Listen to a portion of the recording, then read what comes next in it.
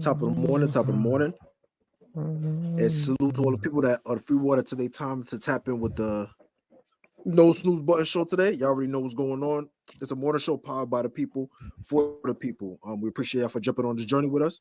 Don't forget to like, comment, and subscribe. And we did not hit the snooze button. We had a little bit of technical difficulties, but we're about to get into it. It was a crazy weekend. Crazy weekend. I almost died a couple of times on the inside. We said that so? Yo, Alan, crazy. Hey, Alan, are you still in the chat? Well, when I catch up with you, bro, I'm gonna black your eye, bro. Yo, damn, let me finish the thing. Hold on, man. Y'all know who this is. I'm the host that does the most, and I'm joined by my two brothers in crime, man. Introduce yourself to the people, man. Stop threatening the people, man. Come on, huh? Shit, hey, man, I don't need no introductions. Alan, I know what time it is. When I catch up with you, bro, I'm putting my fist in your left eye, bro. Hey, ladies and gentlemen, I go by the name of Dezo the Introvert. I'm here to get y'all caught up with everything culture, movies, music, sports.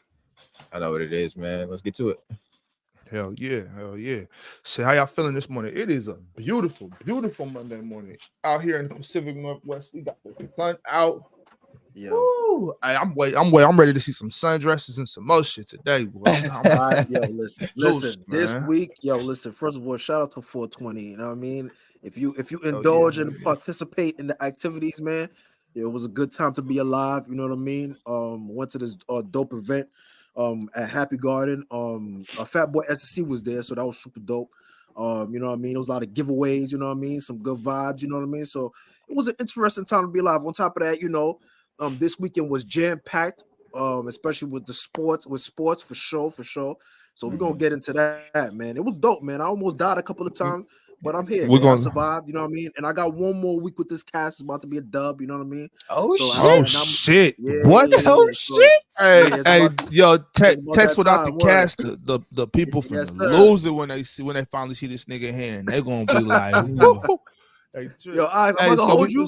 I might snuff somebody just to test it out, just to see if it still works. You about to be right back in the cast. You better let that shit get stronger. You better get the one. You know the little metal thing. It's like the V shape, the A shape thing. You got to squeeze it, get your hand strong. For sure. Yeah, the hand grip. You better get on that for a minute.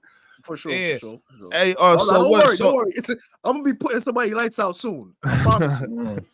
Alan, watch yourself. Hey, everybody got beef with Alan, huh? Facts. Hey, so what we on though? So Luka can't carry. We'll get to that though. Yeah, I know.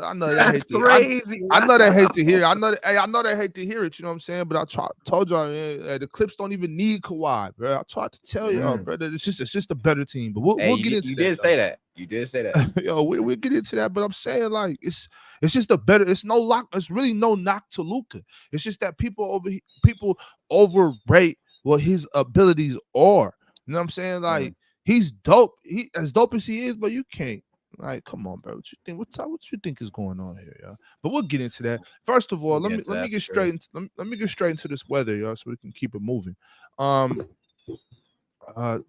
sorry. Be strong. You never know who you are inspiring. So today's quote is a call to action. I need y'all to be strong. Be an inspiration because you already are inspiration to so many people that you might not even realize it. So we never know who's watching you. You never know who's looking at you as a source of strength, as an energy source. You know what I'm saying? So do your best. You know, today I want y'all, everybody that's listening to this, I want you to go out, you know, keep your head up, chest out, be strong. You know what I'm saying? Face diversity with your fist up. You know what I'm saying? Let's go hard today and continue to inspire those that are watching us without us knowing that they're watching us. Be an energy source today, y'all. Be an energy source. I want to give a couple shout outs to the people in the chat, man. Bama, I see you. Tank Jones, Brax. Yeah, what up? Brax, What up? I haven't seen Brax in the chat in a minute. What up, Brax? He ain't here talking about coochie. Yeah, I don't know what that means. I don't know what that's about, but you know. Yo, I didn't even see the comments. I didn't even tap into the chat yet, man. I'm trying to focus because I'm sad today, but it's cool though. I'm not even gonna get into that, man. That's what's up, y'all. Shout out to the chat. We see y'all. What up with you, Bama, man? Cocaine is a hell of a drug, y'all. Cocaine is a hell of a drug. Ryan Garcia. I mean, I tried to tell, bro. I was telling Ryan before the fight. Ryan was with me on this one though, but I'm like, yo, y'all can't really think that Ryan is being serious, bro. He's clearly trolling. Like, he was clearly trolling, bro. He went so far that it was obvious. Like, come on, bro. You even Oscar De La Hoya not finna rock with that. Like, he gonna be, you know what I'm saying? Right. And B Hop too. I know B Hop and Oscar looking at him like, all right, we just gonna let you rock. You gonna get us more bread. We're gonna let you do your thing, man. But you better because they win, had boy. They had to know. Like, they knew bro is training. They knew that. When I seen bro come out to weigh in with the beer, I was like, all right, yeah, he's trolling you. He's trolling y'all too hard right now. I'm like, Brian, you're going too far. Take a step back, or everybody's gonna know that it's fake. You know what I mean? But yeah. As far as the weather goes, like I said, y'all make sure you're being an inspiration and an energy source today. You never know who you're inspiring, so be strong. But to start in New York City today, we got some clear skies, high 61, low 42. Tomorrow will be mostly sunny, high 60, low 50. On Wednesday will be some scattered showers, high 67, low 38. Thursday, high 58, low 43, and a sunny day in New York City. Down in the ATL today, high 67, low 43 with some clear skies. Tomorrow will be a sunny day, high 74, low 52. Wednesday, high 74, low 54, and partly cloudy. Also partly cloudy on Thursday, high 75, low 57. Bringing it to Chi-Town. Damn, Dezo, you left at the wrong time. The sun is out. I left at the right time, man. Facts. Actually, word. He did. He got up out of there. I see you. Well, you got some good weather down in the ATL. Today in Chicago, mostly sunny, high 64. Tuesday also high 64, low 37, and scattered showers. Wednesday, high 43, low 37, and partly cloudy. On Thursday, high 56, low 46, and mostly sunny. Down in the great state of Texas, we got some weather straight from Houston. Today's a high 74, low 56, and partly cloudy. Tuesday, high 79, low 67, and mostly sunny. Wednesday, high 82, low 67, partly cloudy. Mostly cloudy on Thursday, high 81, low 72. Let's take it to the West Coast. In the Emerald City, today is a high 61, low 44, and mostly sunny. Tuesday, high 67, low 47, partly cloudy. A cloudy day on Wednesday, high 57 and low 47. 45, I'm sorry, low 45 on Wednesday.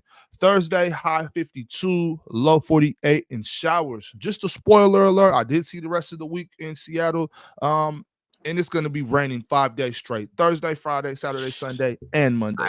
Y'all don't got to wait till Friday. I'll let you know right now. So get prepared for that. Down in Los Angeles, this week is a completely partly cloudy week. It's partly cloudy, but don't trip. There will be buns out at Hermosa Beach regardless. Take it to Manhattan Beach if you don't believe me. You will see booties bouncing in the partly cloudy weather. Trust me. Wednesday or Monday. Trust me, Dezo, it's gonna happen.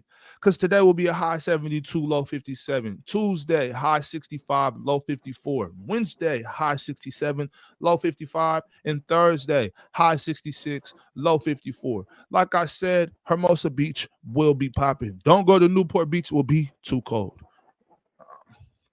There we go with the weather, y'all. What's going on? Text. What we got? Yeah, for sure. I'm gonna hit y'all with the real quick text. Like I do. Real quick, my bad text. Yeah, do that. Also got to send this disclaimer out. That's the weather brought to you by Google. Brought to you by Google, man. Do not get mad at us. That shit is wrong. Yeah, you know what I'm saying? I wasn't outside, you know what I'm saying, looking at the clouds like, you know what? Okay. Nah. Google held me down. I just relate the message to y'all. So, man, y'all make sure y'all dress accordingly, travel accordingly. And if you're in LA, like I said, it might be partly cloudy, but get your ass to Hermosa Beach. There will be buns out this week. Yo, W buns. So I'm gonna hit y'all with the commodity section, what's going on. There's a little bit of, I'm not gonna hold you, there's a little bit of price fluctuation between some of the commodities. Gold is at $2,334. It's been down $10 from last week. Silver is at $27 and 36 cents, is down $1.29 from last week. Copper is at 452, is up 12 cents from the last time that we spoke. Platinum is $930. It's down $40 from last week that we spoke. It was up $15 and then went down. It took a big plunge. Crude oil also went up as well. It went up to about $88 last time that we spoke, but then last week it went down. It's at $81 and 62 cents. Expect that to fluctuate, especially what's going. You guys know what's going on with the overseas situation. We've been beating y'all in the heads with it, so expect a lot of fluctuation between for the next foreseeable future, man. I mean, it looks like anything's not gonna stop soon, and we're in World War III, y'all. Quiet as kept, but that's neither here or there. That's neither here or there. It's pretty wild. Nasty work. All right, ladies and gentlemen, y'all know what time it is. It's time for Culture Talk with Dezo. We got some crazy stuff to talk about. Some crazy things happened over the weekend. The most out of nowhere beef happened between Chris Brown and Quavo, but we'll get into that. Let's first get into some quick hits. You know what I'm saying? Y'all know what I'm talking about. Yo, we need chat. Get us a soundboard, please. Chat. All right. I'm tired of this. Listen, man. Listen. So Boeing, the company that makes aircraft, Boeing is aiming to launch flying cars by the year 2030. Man, it's I don't know how safe these are gonna be considering Boeing's track record, but you know they gonna put them out there. We'll just have to see how many times they crash and burn with that before they get it right. So you know, prayers out to those. Prayers out to those. Somebody's gonna die, bro. Prayers out to those. Well, I mean, somebody's definitely gonna die. Like that goes. Yeah, somebody's gonna get hurt testing these out. You know what I'm saying? Sure. Somebody's gonna die. That's all. Like 100%. You know, and obviously, I don't want to speak death into existence. You know what I'm saying? Right. I don't have to speak death into existence. That's just a natural thing, part of life. But when we're talking about flying cars, if we're not talking about just hovercrafts, like a couple feet off the ground, if we're talking about actual flying cars, like they were talking about, it's gonna be in 2000. You know. In the Jetsons, exactly. Like, come on, bro. even when they build them perfectly, there's a lot of people are gonna die flying cars around. Like, that's just a bad idea. Sure. Fallout, the breakout series from Amazon, has officially been renewed for season 2. So shout out to Fallout. I heard good things about it, so I'm gonna have to check it out, to be honest with you. I heard it was tough. Yeah, I heard some good. My little cousin, they love the game. So they've been watching it and they're hooked in, and but I can't really take not to say they have good taste, but you know, I gotta take it with a grain of salt. So I'm gonna tap into it, see what it's hitting for. I got to see Civil War. Okay, how was it? The concept was cool. Did Kristen Dunst do her thing? That's all I need to know. She did all right. She was cool. I want to rewatch it. I'm gonna be honest with you. I want to rewatch it. I wasn't impressed at the way that it was executed. I think they could have done a way better job. But I get the concept. The concept is dope. The execution of the movie I didn't like. So all right, word.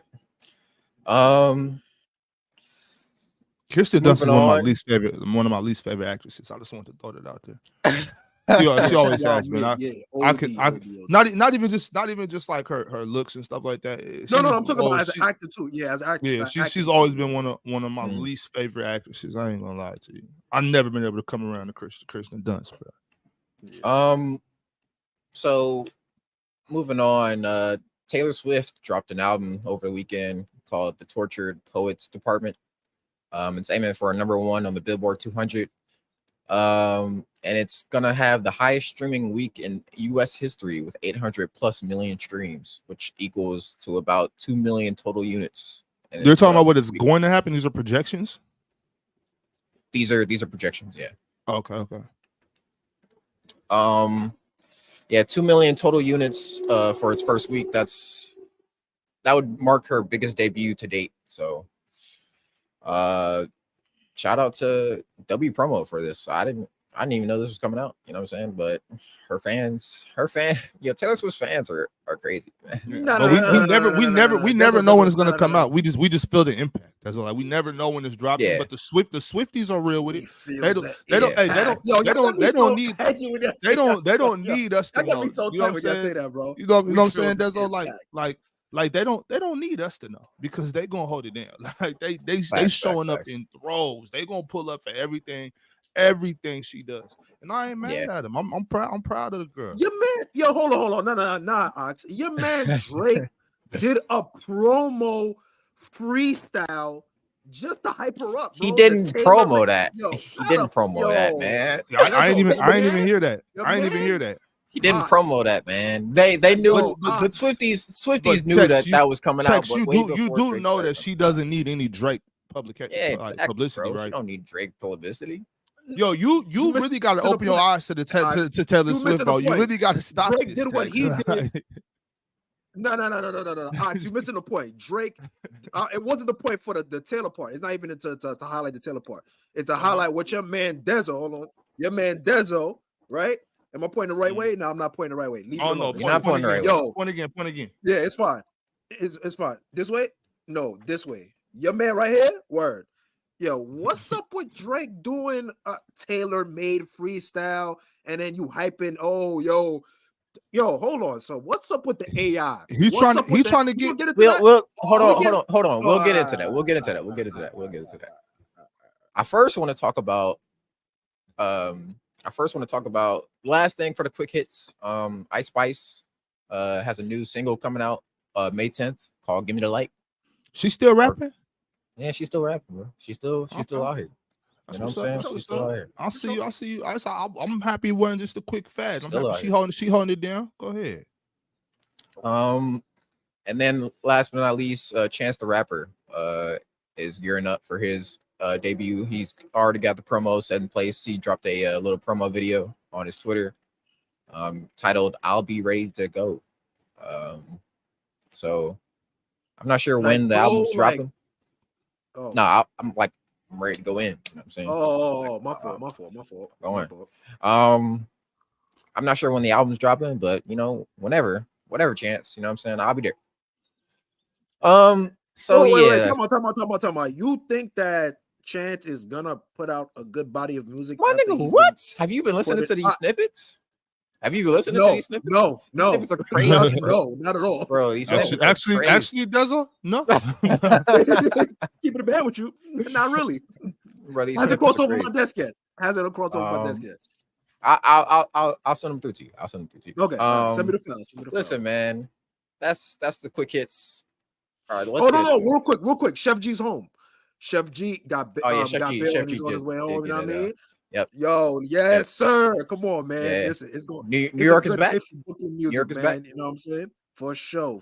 So, right, yo, salute to the homie. You know what I mean? He already home. He been home doing interviews and shit already. I don't even want to disrespect New York though. Is Chef G from New York? Chef G from New York, right? Yeah, from Brooklyn. Hold on, yo.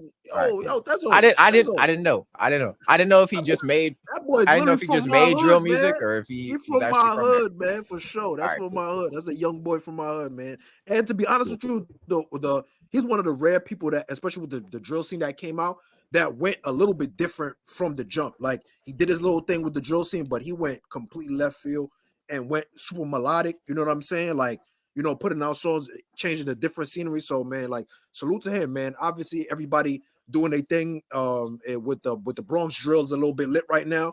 But Brooklyn's back, maybe. Brooklyn's back. You heard? Let's get to it, man. Brax, it is my bad. I'm talking about G-Dep. I'm talking about G-Dep. I don't know what you said. Oh yeah. G-Dep's home too. G-Dep home too. Yeah, for sure. Also RIP to Rico Wade from Organized Noise, Dungeon Family. You know what I mean? For sure. Like, a lot of people don't understand the architect behind that sound that we got from Goody Mob, Outkast, Big Gip, you know what I mean? Like, Mm-hmm. what's my man Ballhead CeeLo, you know what I mean? CeeLo Green. Mm-hmm. So, yo, Future, That made me a lot of people don't crazy. understand a lot of music that come from, salute to Organized Noise, salute to R.I.P. Rico Wade, R.I.P. Yep. Mr. C, you know what I mean? There's a lot of, you know what I Yeah, mean? Future Some real people. I seen a snippet about Future just talking about how he put him, like how he made him realize all the possibilities in the industry, in the game, and you know what I'm saying, and how he made him realize like this could really happen for me, and just being an inspiration to him and whatnot. Yeah, that was dope. That was dope, man. R.I.P. Rico, for sure. I think they have a documentary on Netflix about Organized Noise. So if you guys aren't in tune with what's going on, you know what I mean? Like y'all got to do your research. You know what I mean? Go check out the Netflix documentary on Organized Noise. I think it's either on Netflix or some other thing. But there is a Organized Noise documentary that talk about know, coming up and shit. Where yeah, let's get into beef, man. Let's get into some beef, man. Listen, over the weekend, that's toxic as fuck. Let's get into. Hey, we got to talk about it, man. It's hip hop. You know what I'm saying? We're in strange times. You know what I'm saying? Everybody decided to beef all at once. It almost feels set up. You know what I'm saying? But almost, listen, almost. Don't be fooled. Don't be fooled, y'all. It's all smoke and mirrors, y'all. All smoke and mirrors. But yeah, go ahead. It kind of feels that way. But yeah, Kanye West decided to throw his hand into the beef between Drake versus the whole industry. You know, he was like, "Yo, all y'all ganging up on Drake, count me in." You know what I'm saying? I'm in there. Wait, hold on. Dan, you want to get to that? Hold on. Let's do Breezy his justice due, because Breezy. I'm gonna get into that. Hold on. Keep moving. Because I only got 25 minutes, y'all. So let's keep. Yeah, that's the main event. Listen, you know, Kanye dropped his Like That remix, where he took shots at not only Drake but J. Cole. Said if you play J. Cole, the pussy get dry. Which is crazy disrespect. Like, that's crazy disrespect. Is he wrong though? Is he wrong? I think he's wrong. You know what I'm saying? He's not. I think so. Wrong. But and then he also said that Drake is in a lifetime deal with Lucian Grange. Lucian Grange is his master, which Lucian Grange is the owner of UMG, CEO of UMG. So, you know, that's gonna happen, man. That's gonna happen. But we move on, you know what I'm saying? We move on. Personally, I love the beat, you know what I'm saying? I love the pocket that he got into on there. You know, I just enjoy what Kanye West does production wise. So, you know, it was nice to hear from him. But yeah, let's we don't even got to stay on that, because I'm sure neither Kendrick or Drake are gonna respond to nor if J. Cole is about something, which we know he's not about anything now, but if J. Cole was about something, he would respond to him. Yeah, but we can definitely move on, Dezo, but let's first point out, like, using Pac and Snoop voice in the AI to diss Kendrick was kind of like, that shit corny to me. I especially think using, unless he hollered at Snoop, that's extremely corny, because, like, bro, Snoop's still alive among us, moving around. Like, you know how that shit go. Like, if I'm Snoop, I'm kind of like, yo, keep me out of this dumb shit. You know what I'm saying? Like, well, I don't think Snoop had a problem with it though. Well, I don't know if he did or didn't, and I'm not sure. I don't know if he talked to Snoop or not. I don't know any of that. I'm not privy to that information. All I'm saying is that if I'm Snoop Dogg and I wake up on Monday the 21st or the 22nd, and I'm like, brother, this nigga used my voice to diss, you know, like, bro, don't do that. I could be taking it too serious. I'm just like, I just don't like that. I think it's weird. But the thing about it is Drake was just playing mind games. That's all it was. You know what I'm saying? He knows that K-Dot looks up to Pac in a very, you know, honestly, just like most everybody does. Yeah, but you know, Kendrick said that Pac visited him in a dream and talked to him. Like that's, you know, it's kind of wild. That's not crazy. A lot. I've heard crazier dreams. Yeah, for sure. But Drake is just playing into, you know, Kendrick's, you know, love for Pac. You know what I'm saying? And then obviously Tupac or not Tupac, Snoop Dogg and Kendrick have a great relationship. You know, Snoop Dogg passed the torch to Kendrick personally, on the stage of House of Blues. So yeah, you know, Drake it could be something that we could laugh off. You know what I'm saying? But ain't no big deal. I'm just saying, like, I just personally didn't like it. I think it's weird. I think it's weird. It was just mind and games, it's not, bro. and it's not, and it's not just because it's Drake. There's like, if Mm-hmm. anybody did that, I'll be like, if anybody did that, right. Like when Kendrick did the video, when Kendrick did that video when he had all them niggas' faces, I said that then, like, I ain't like that shit at all. When he did the heart joint, the joint when he did it, I'm not mad at that. Yeah, I didn't like that shit. That shit was cool. I don't think he was reaching to make a point, but I think obviously it was kind of to make a bigger a point about it. This one I can't forgive. I don't understand the AI joint. Yo, Drake, don't turn into the corn. Yo, you've already been facing a lot of allegations of being wild corny, bro. Wow. I thought that was the consensus, bro. Is that not the consensus? No, I mean, we already know. Yeah, for sure. I thought Drake always been trying to beat those allegations. That's my point. He's been trying to beat those allegations. He was dancing to Taylor Swift in a commercial. Like, I thought Drake embraces being corny. You know what I'm saying?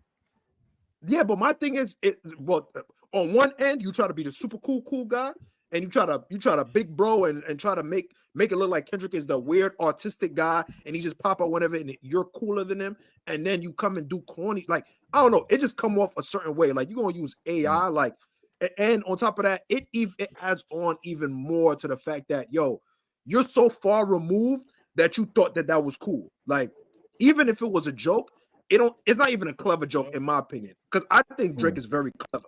Very, very clever, and I give him credit for being clever. But this was a hit and miss, bro. Weak sauce. Boo, nigga.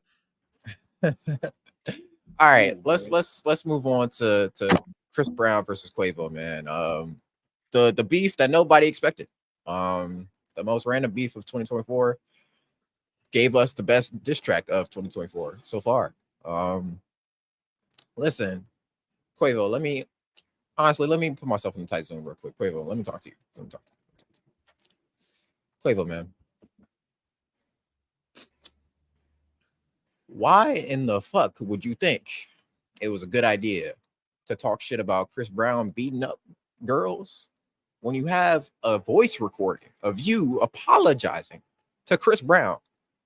Not only that, you have allegations yourself of beating up Sweetie. You got video recording of you beating up Sweetie in the elevator, bro. Like Quavo, make it make sense, bro. Fruits. That's all I'm gonna say to make it make sense, bro. Like, how is that possible? Chris Brown dropped a 2-minute and 30-second just ether, really, of just dissecting this man's whole persona. Said that when Takeoff died, everybody wished it was actually him. Crazy. That was crazy. Said that he was fucking Sweetie while she was in a relationship with Quavo. Just real fighting words, bro. Real fighting words.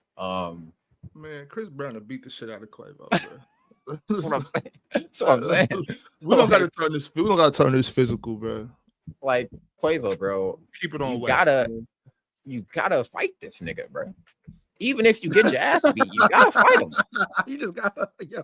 You gotta put the gloves on. Crazy said, yo, I would have popped off on you because we were sitting next to each other. Like, what's up, yo? He's talking crazy, bro. And I'm not even sure where this beef stems from, to be honest. He can maybe fight the nigga for bringing Takeoff into it. I didn't hear the diss, so I can't really say.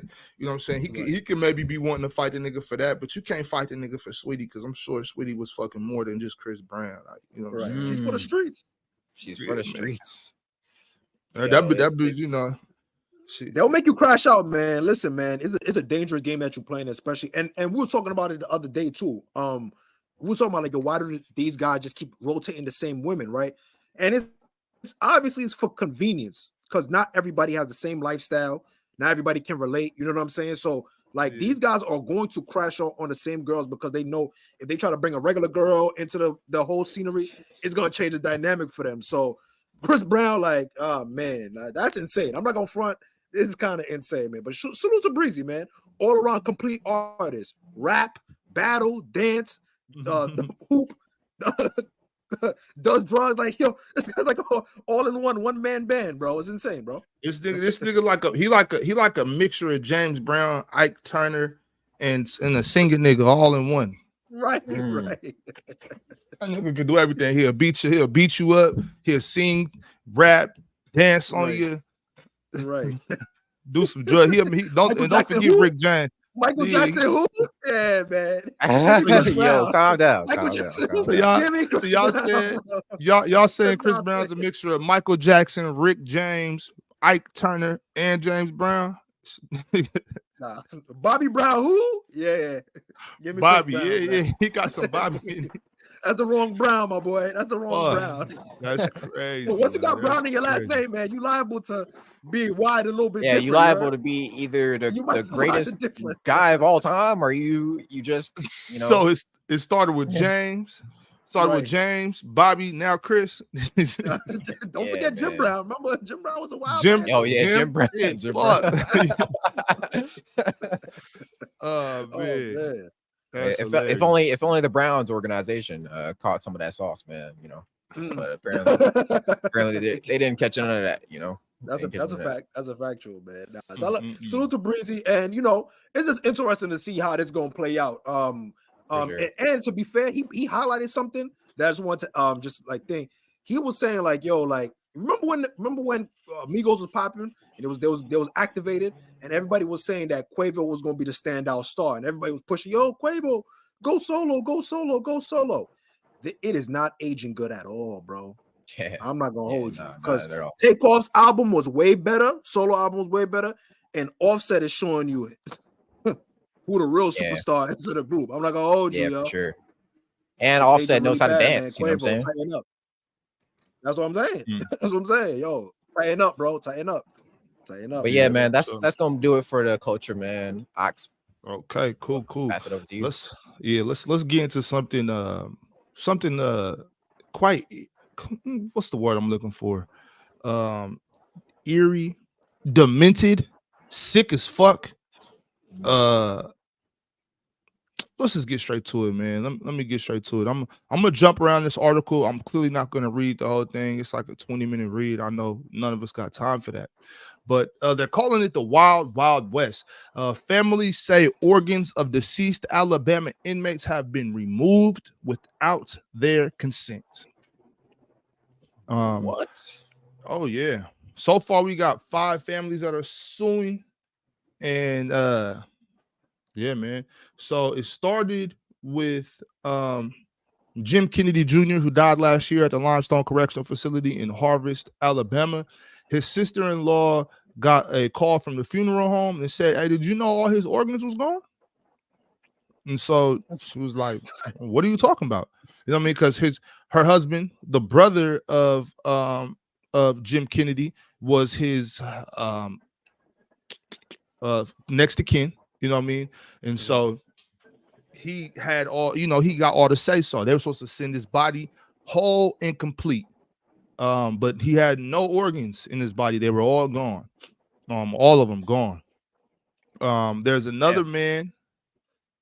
There's another man, Arthur Stapler, who was 85. He died at the Brookwood Baptist Medical Center in Birmingham, which is also ran by the Alabama Department of Corrections.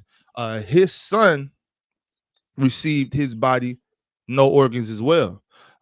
It was so the University of Alabama, Birmingham, UAB, they have one of the biggest medical, like what you call it, like research. They do medical research at UAB. Mm-hmm. It's one of the biggest in the country, like top 5 in the country, right? Mm-hmm.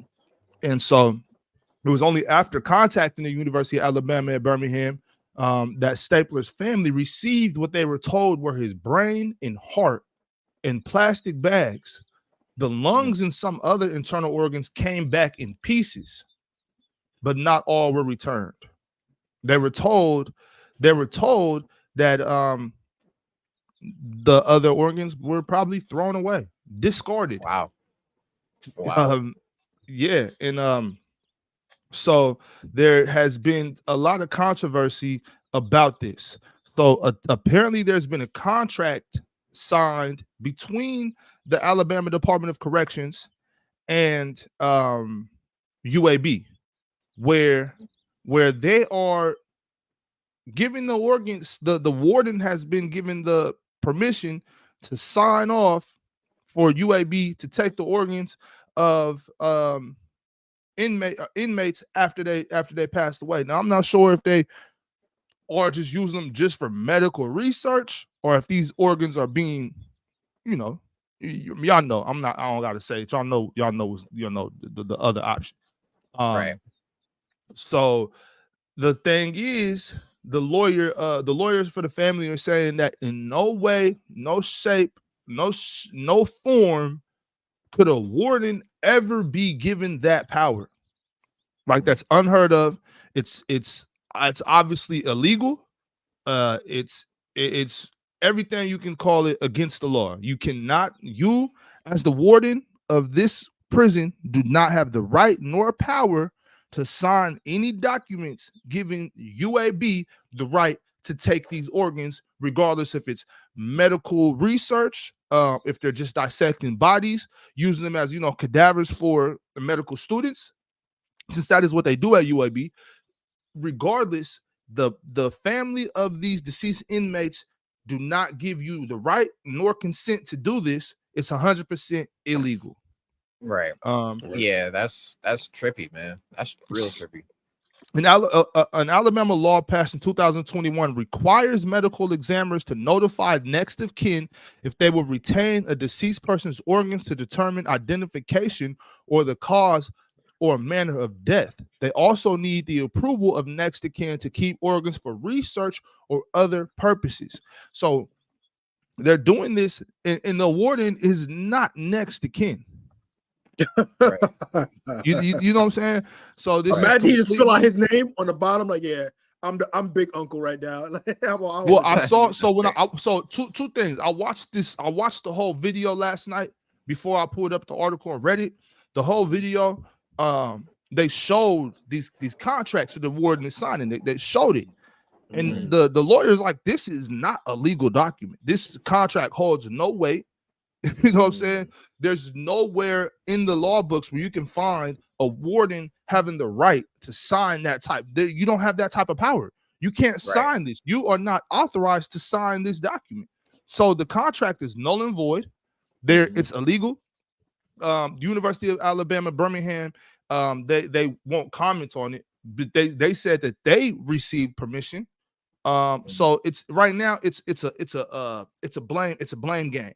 They're pointing fingers at them. They're pointing fingers at them.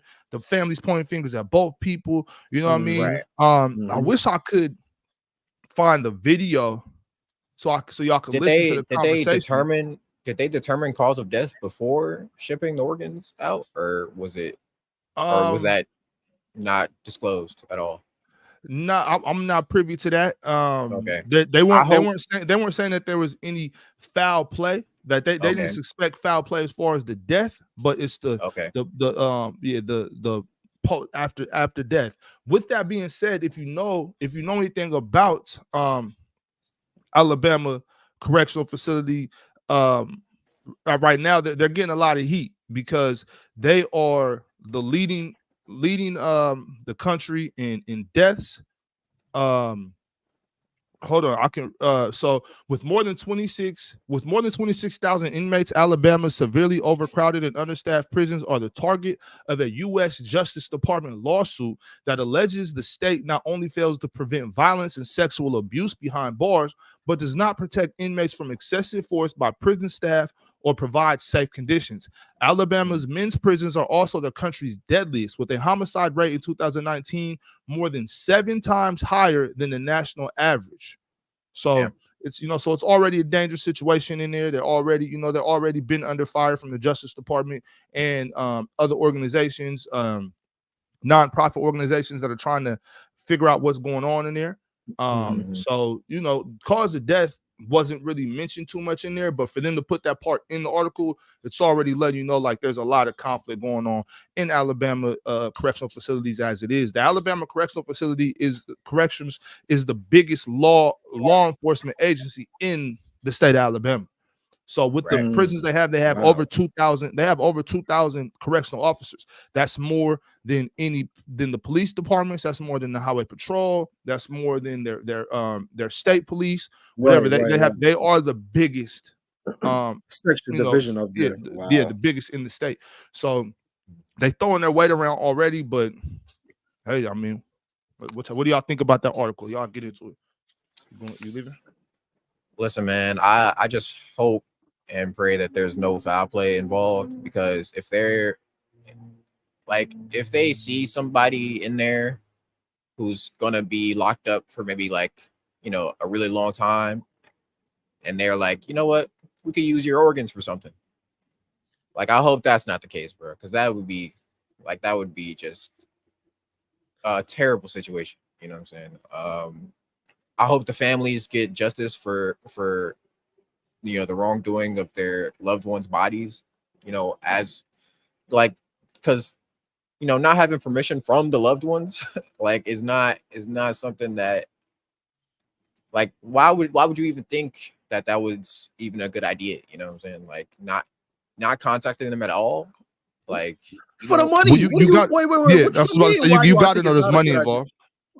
Yeah, for the money, you gotta look. Listen, listen, for a liver alone, that's 10 bands for a liver alone. So you can imagine the black market. Okay, so you talking about black market stuff? Well, but this is the thing. So I'm not gonna go too deep into speculation right now. I'm just gonna go strictly based off the article.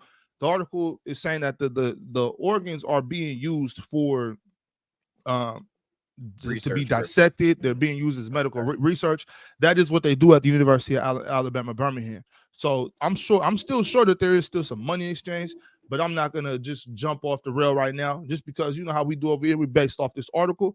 I'm not gonna assume that these organs are being sold on the black market. Although we can all acknowledge, we can all acknowledge that is a real thing. It happens every day. Right.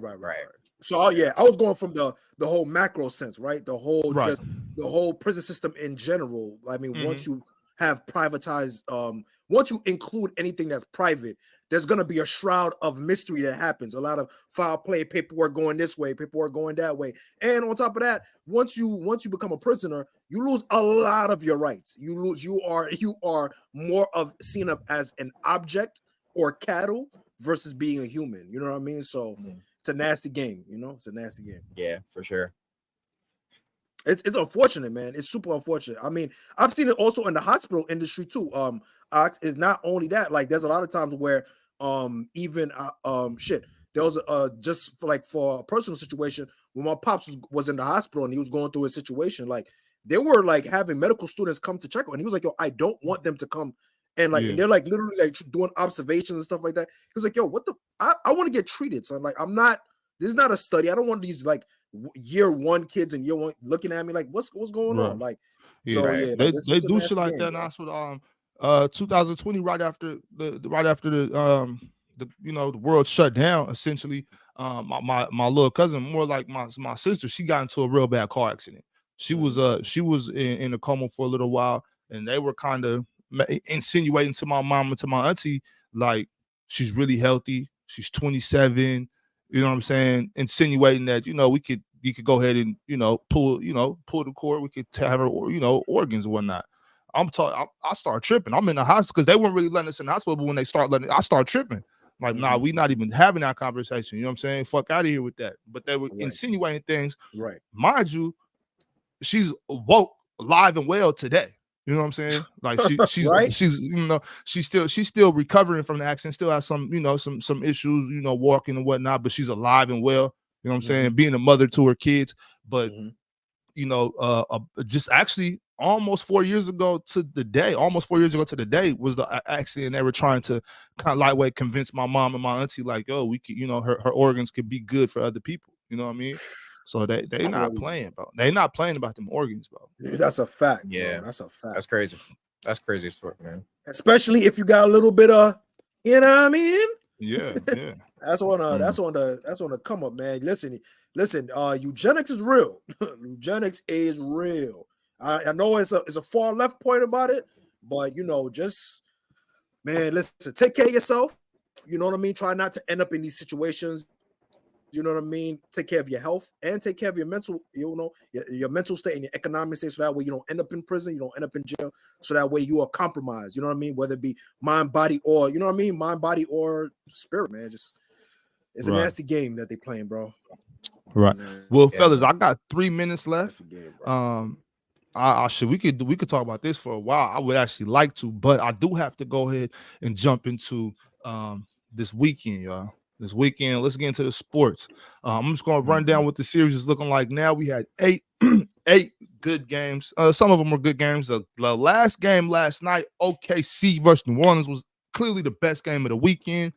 Willie Green should have called that timeout. Oh my God! I can't believe I can't. No, don't. You know what? I almost went too far. I almost said that Willie sold. And you know what? I'm gonna go ahead and say that. I'm gonna say Willie sold last night. Hell of a coach, good job, coach, great coaching job. But Willie, sometimes you got, and y'all know a lot of times I'll be like, hey, don't call the timeout, let them play through it.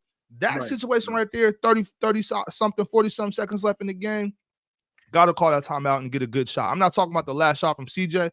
I'm talking about when it was getting all those rebounds and all that. You got to call that timeout, coach. You know what I'm saying? You had two. You had two timeouts. You got to call that timeout. And this is just my humble opinion. You know what I'm saying? I don't coach in the NBA, but my humble opinion in that case is call the timeout. Let's get it set. Let's find a good shot, something to the rim.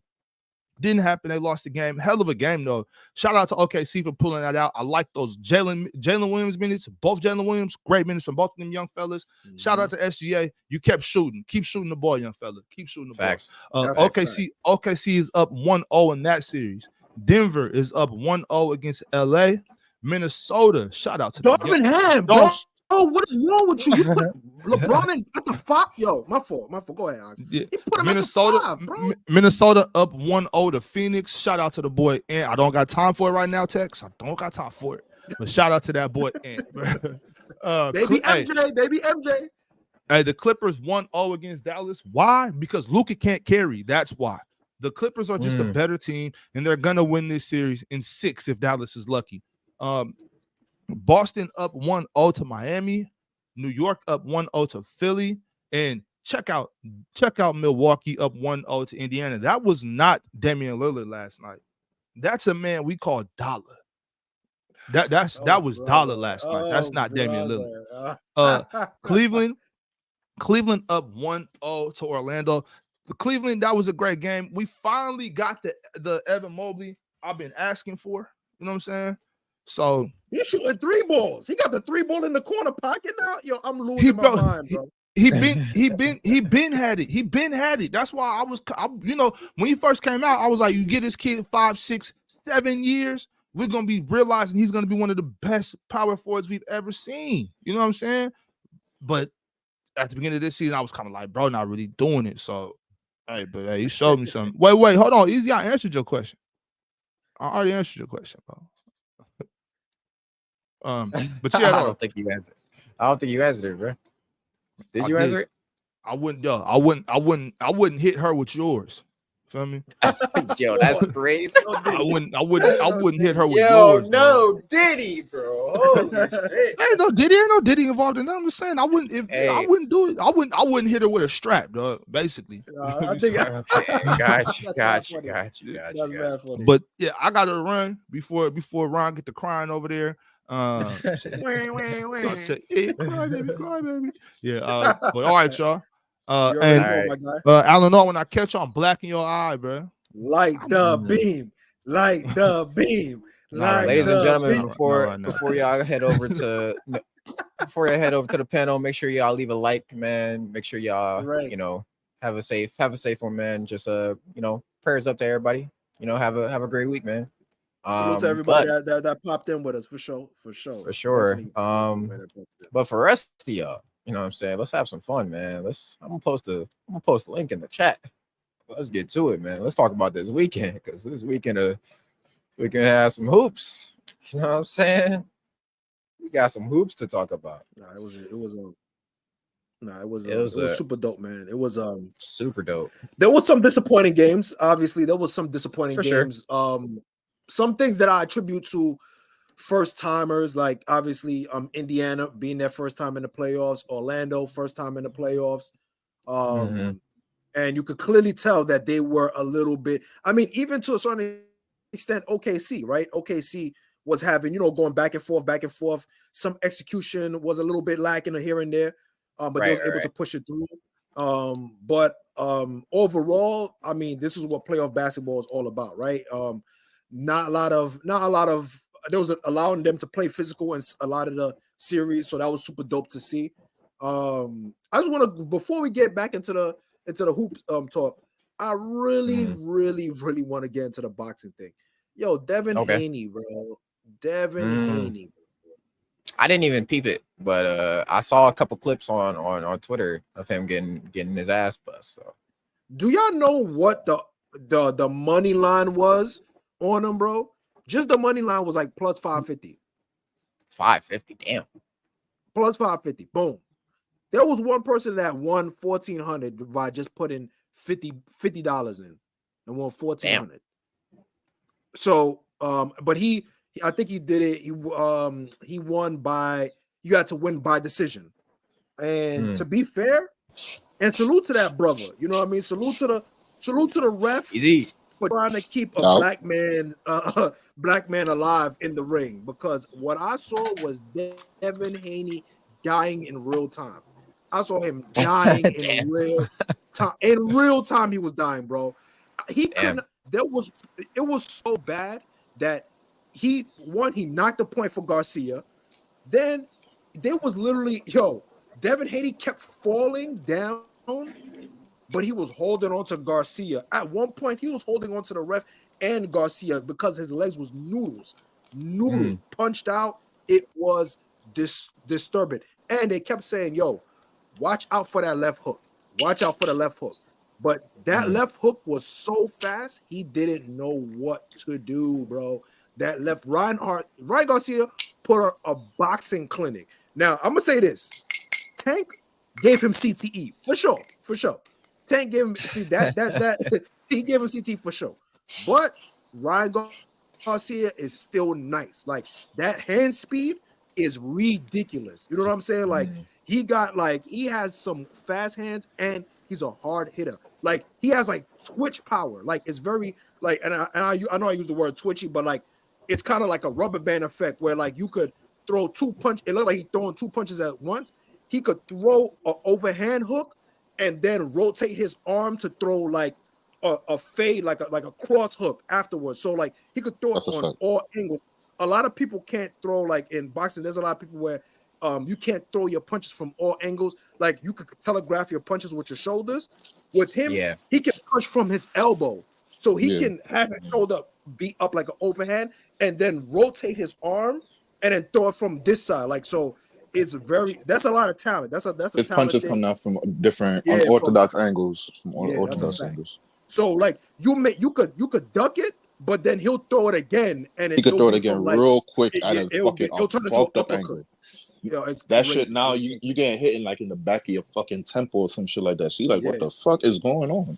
He was getting clipped over and over and over, and I'm looking at Devin Haney. When he got clipped the first time, you didn't see Devin Haney face the first time. He looked, bro. he was like, "What the fuck?" His eyes rolled back. I said, "Oh no!" Nah, he wasn't ready for that power. He wasn't. He was losing consciousness in the middle, like first fight, first punch. He lost consciousness. I said, "Oh no, it's over." And then he had wobbly legs. He looked like baby, like Bambi, son, learning how to walk, bro. The legs was bad. The legs was very bad. It was very bad. Like at that point, like yo, like. Do you ever test your chin? Pause. So I didn't. Yeah, like I said, I didn't watch the fight, but I did see that Ryan Garcia won but it wasn't by knockout though. It was like by decision, right?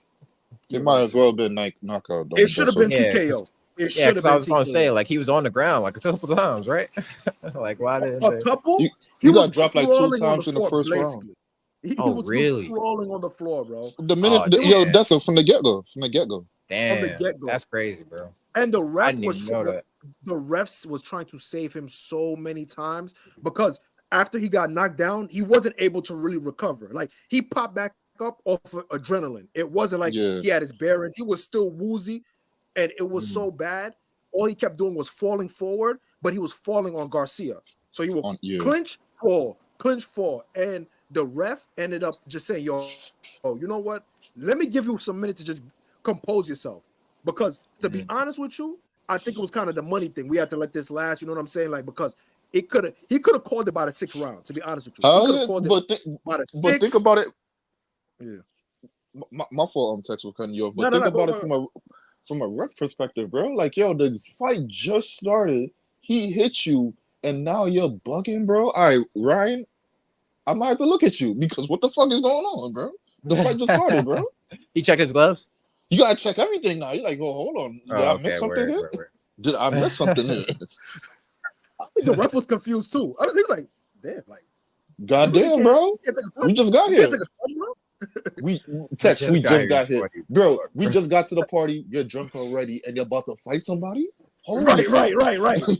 Holy fuck, no. We just pulled. Yo, what makes it worse, Dezo, is what happened is Haney, like when it came to like being tactical and like the game plan, like what he was trying to do. I see where he was going, bro. But it's like you got it looks like you got pillows for hands, bro. It sounds like when you throw punches, it go poof, poof, poof, poof, poof, poof. Yo, Tex. That's what it sounds like, bro. Like it sounds like pity pat, bro. Like, yo, Haney, I'm not gonna hold you. Yo, you're a good boxer, bro. But I don't know if you're gonna be able to step up in weight, and maybe you might have to step up in weight to add some muscle, and maybe it might help your power out. But right now, bro, you look like you got hands up with pillows, bro. And Garcia was laughing at you. You was punching hard, and he's punching right through his blood, bro. He's punching right through his blood. He's sticking his tongue at you. He started dancing on you. Oh, hell no, that's crazy. After and on top of him trolling you this whole time, going conspiracy crazy. First you went conspiracy crazy, then you brought God into it, then you played Coco Melon, then you played like he just yo Haney. Yo, you and Errol Spence, you gotta go run a lap. Go run a lap, bro. Yo, Tex, legendary troll job. This is gonna go down in history as probably the best or most legendariest troll job ever in boxing history. Like you said, bro, the man came to the press conference and started playing Coco Melon. I thought it was Hello Kitty, bro. I'm like, this guy cannot be serious, bro. This is a drug user right in the face of the world, and nobody not doing nothing about it, bro. The man said, yo, Bohemian Grove is real, and I'm not with none of this shit. I'm out from the fight. That's what he said, bro. But now he here packing this guy up, bro. Nah, bro. Most legendary troll job ever, bro. Ever. You win. I'm impressed, Ryan Garcia. I'm impressed. I am impressed. The man said, I don't want to deal with this fight no more. Bohemian Grove is real, and I'm not letting them come get me. The man came back 2 weeks later playing Coco Melon on a press conference. Now, fast forward now, the man is on the train acting like he going somewhere in Brooklyn. Because he just packed this nigga up. And to be fair, after seeing Uzi at Coachella, son. Oh, God. Bro. That Bohemian Grove shit is real, bro. I don't care what anybody says, son. What is happening, bro? Before we get into that, yeah, Dezo, what's up with your man's little Uzi, bro? What's up with your man's, bro? It's not my man's. Never been my man's, you know. Never once said I was a Lil Uzi fan, but it's just a crazy time, you know what I'm saying? Like, it's just a crazy time. I think the zesty Red Ranger, bro, and I can't unsee it anymore. It's so weird. Like Lil Uzi is so weird though, because like he's laid up with JT at night. You know what I'm saying? So it's like he's not gay. You know what I'm saying? It's not like he's gay. You never know, Desmond. You never know.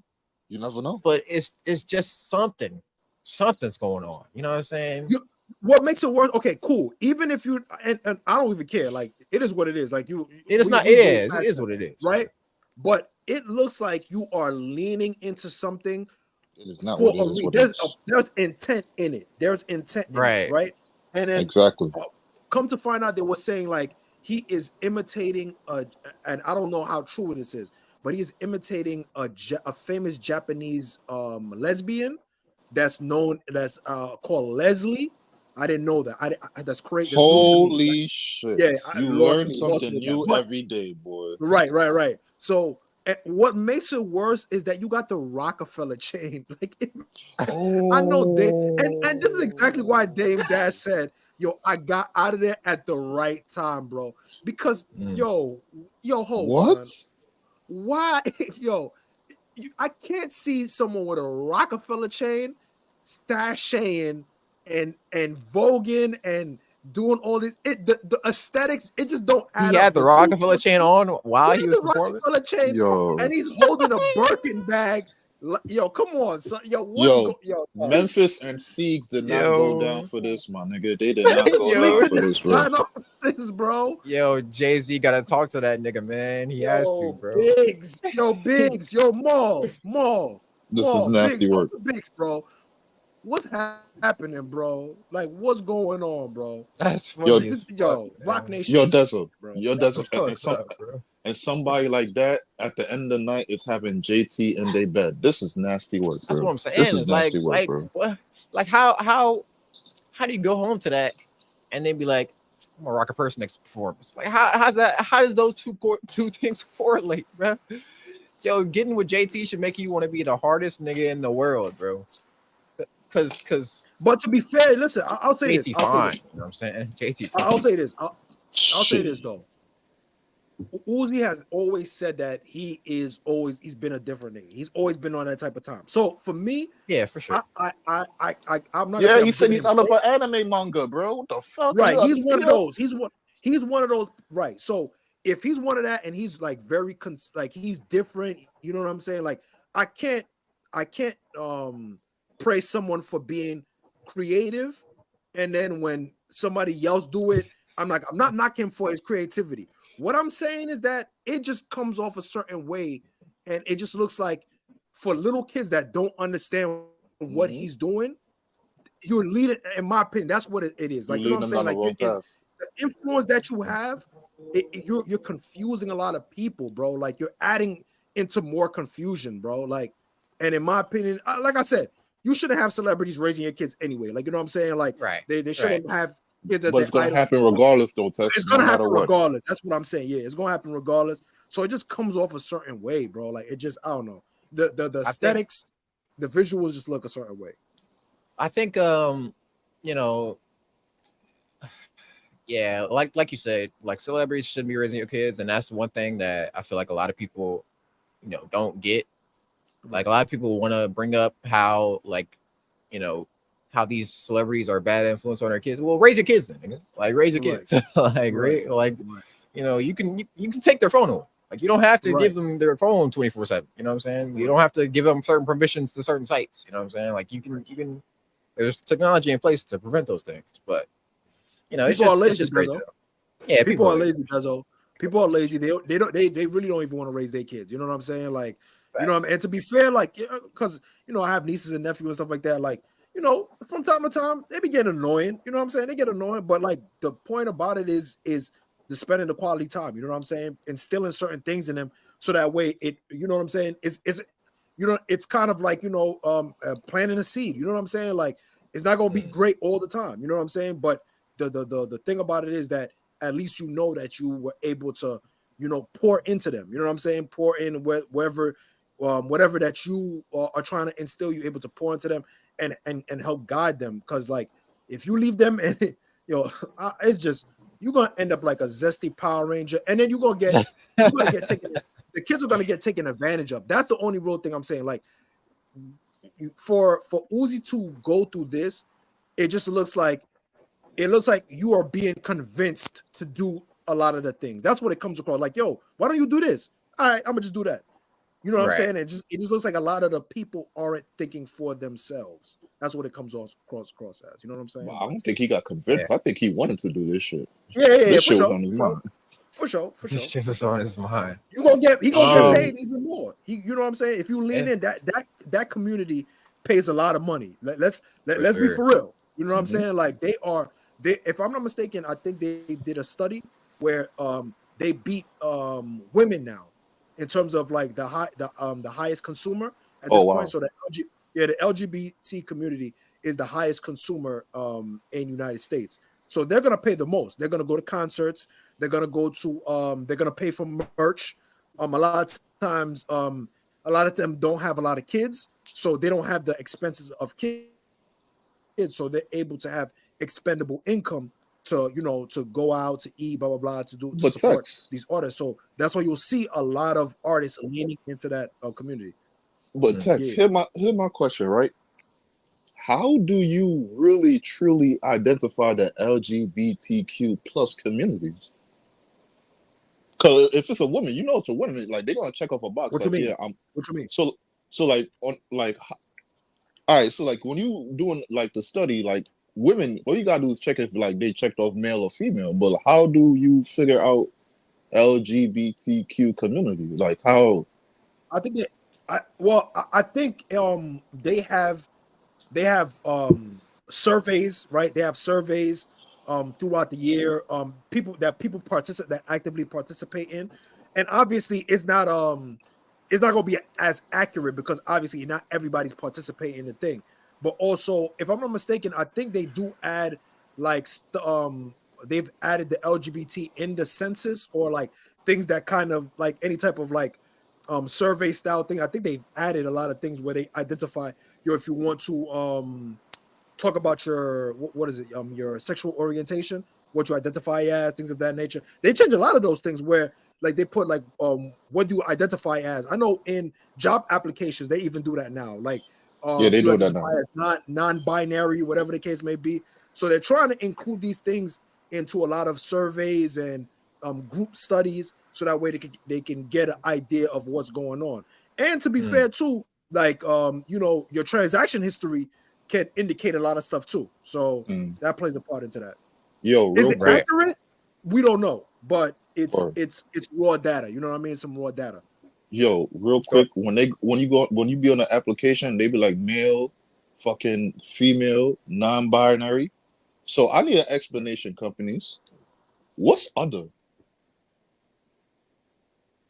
I mean, other is just if you don't fit into one of those three categories. If you don't fit into male, female, or non-binary, what can be an other? Because now I'm gonna put down dog.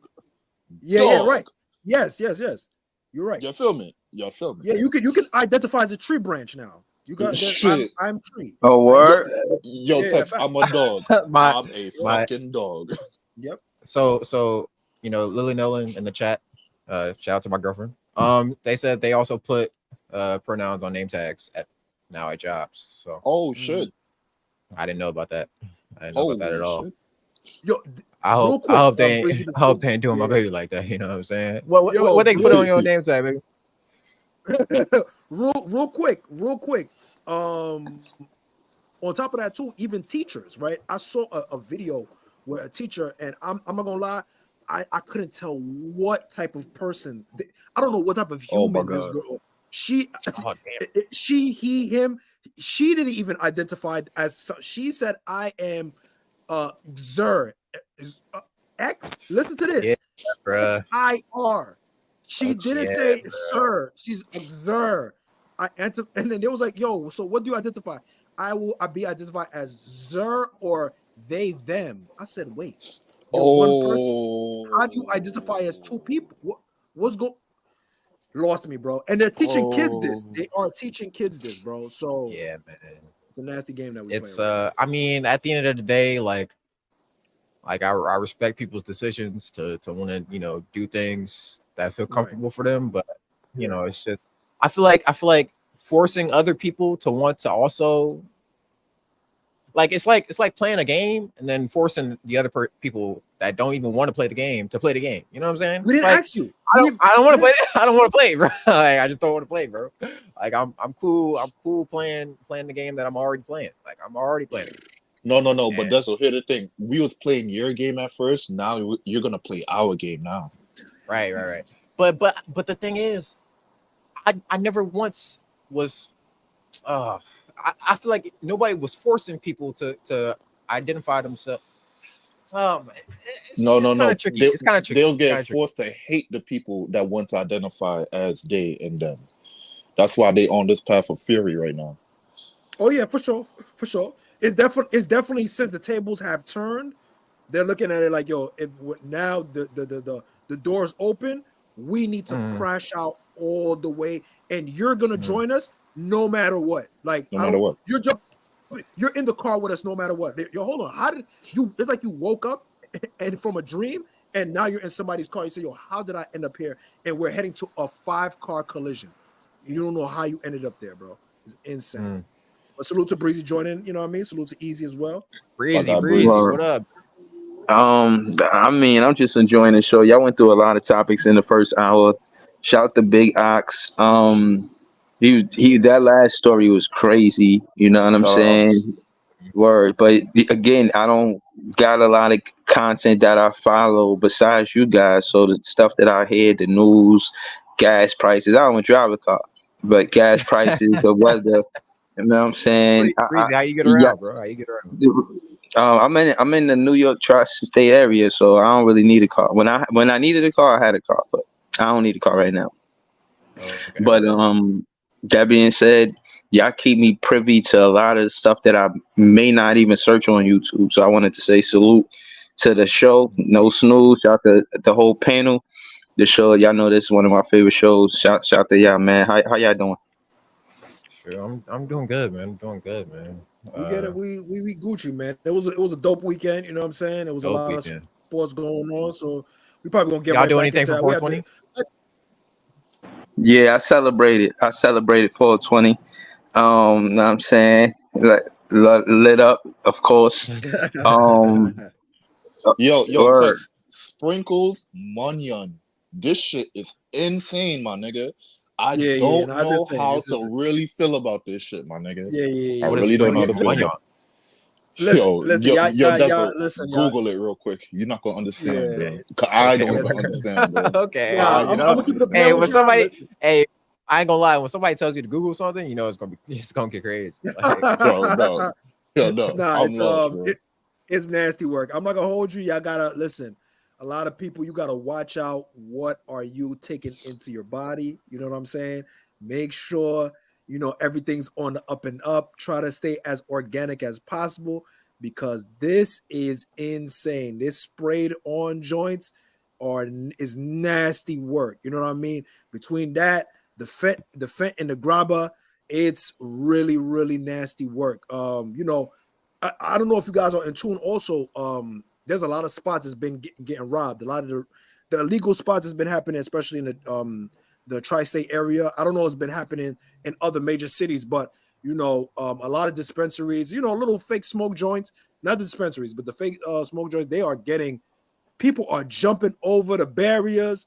They are getting. I know you saw that shit, Tex. I know you saw that shit. Yeah, it's getting wicked. You know what I mean? So a lot of times, listen, what's going to happen is because of the illegal spots, you're not able to get security. You know what I'm saying?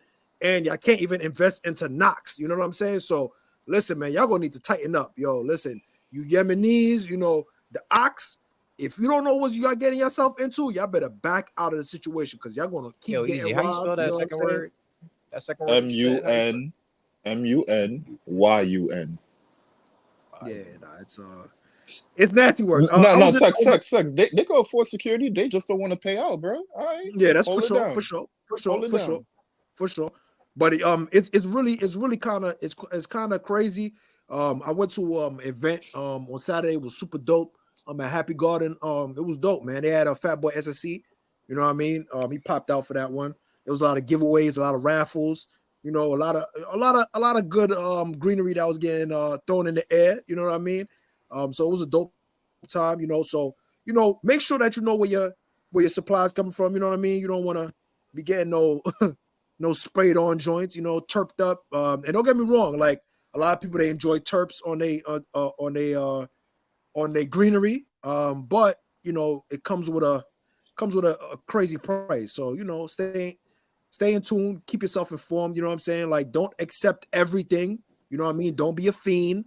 You know what I'm saying? Make sure you see what's getting rolled up. You know what I mean? So and just be responsible. You know what I mean? You don't want to end up like what's the boy name? Chris Tucker in Friday. You don't want to end up like him. Yeah, you don't want to end up in a chicken coop. You know what I mean? But that was straight PC. But that was straight dust though. That was straight dust. So like if you couldn't peep that, then I don't know what to tell you at that point. For sure. But yeah, man, let's get into them.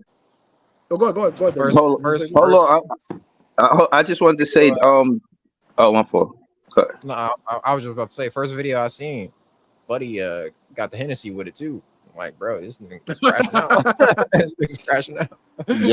Yo, that's a sprinkles Munyon, the crash out bag, bro. Because, bro, he's going crazy, bro.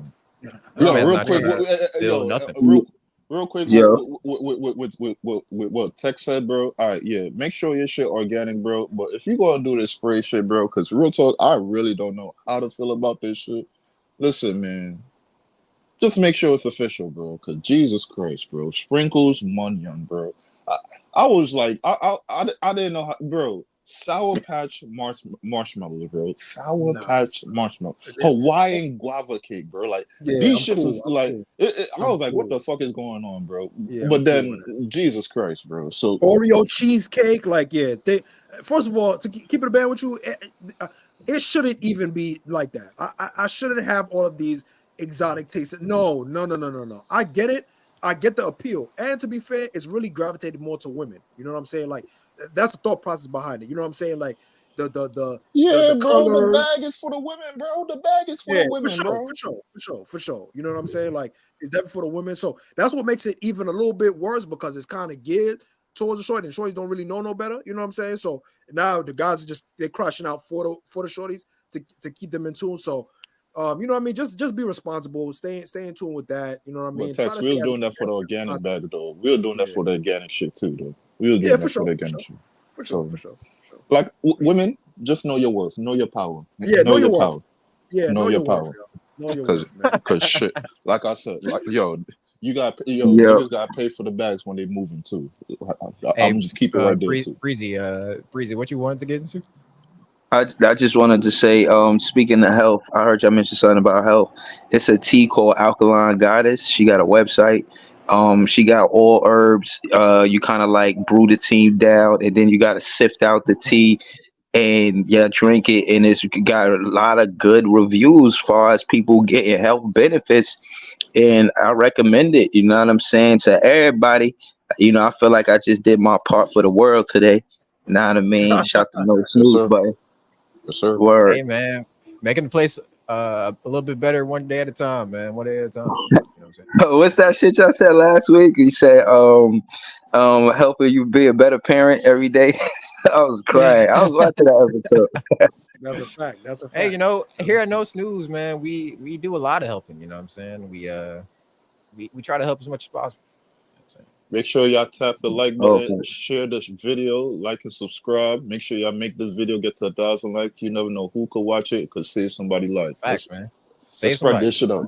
Word. You know, some people may not know the difference between OG and the exotic flavors. You know what I'm saying?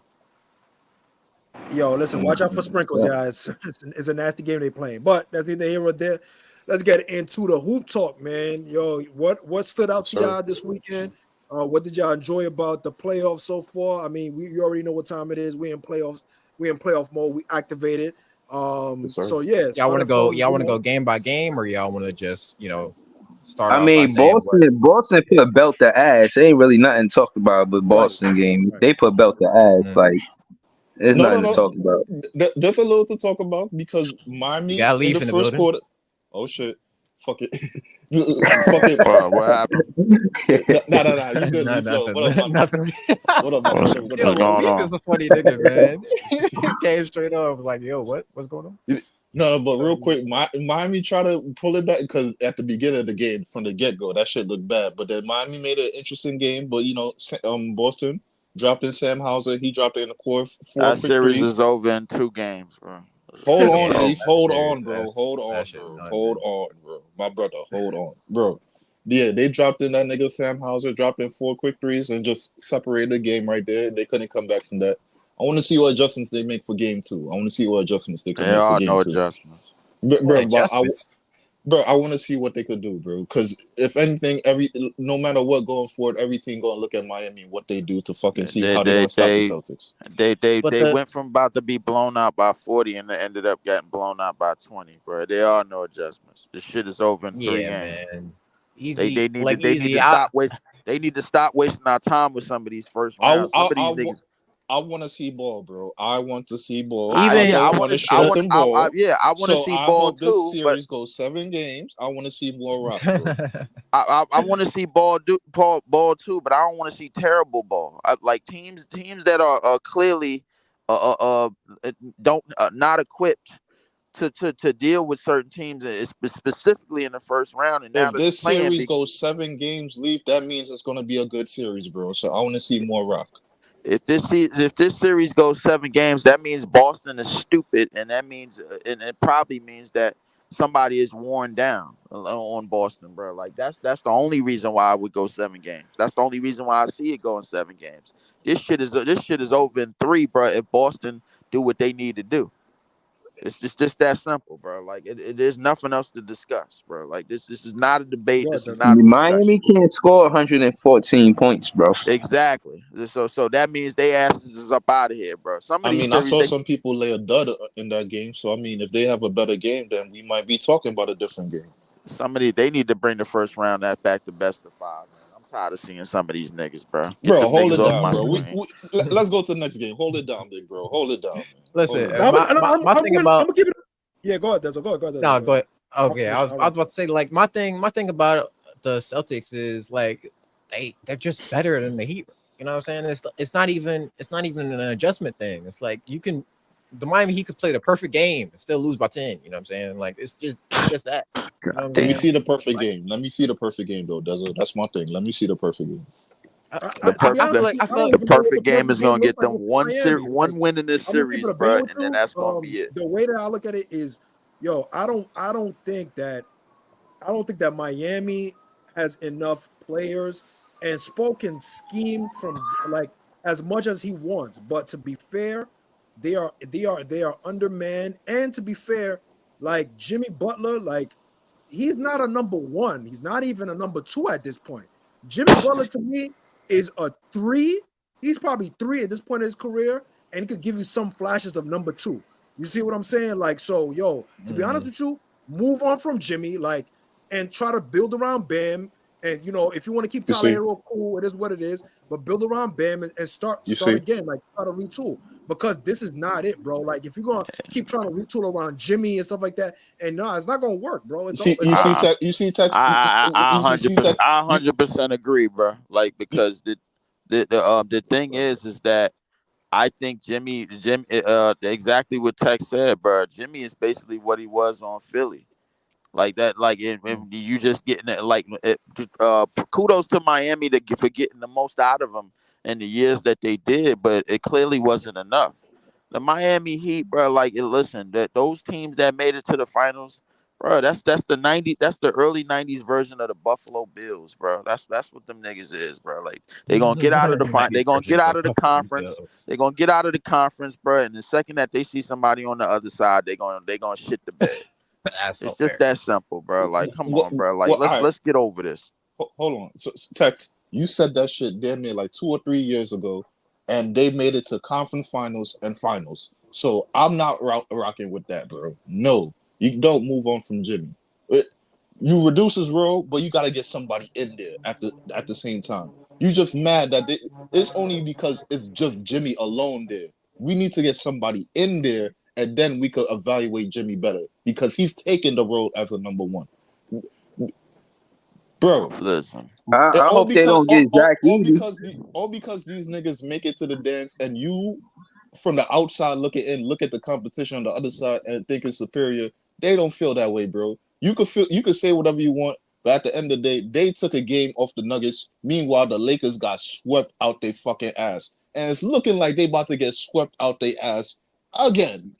Let's talk about that game that they took off the Nuggets, bro. Everybody know that shit was lucky as hell. KCP had 2 stupid fouls in the second quarter and the fourth quarter of that game. I remember that game vividly. Man, everybody know that's supposed to be a brooming. Like the I fact thought that Denver they don't won. beat themselves. I mean, well, yeah, Denver did beat themselves, bro. Like, that's one of the reasons why Miami got that one game that we talking about. But other than that, You don't realistically, you don't attribute that to the other team though.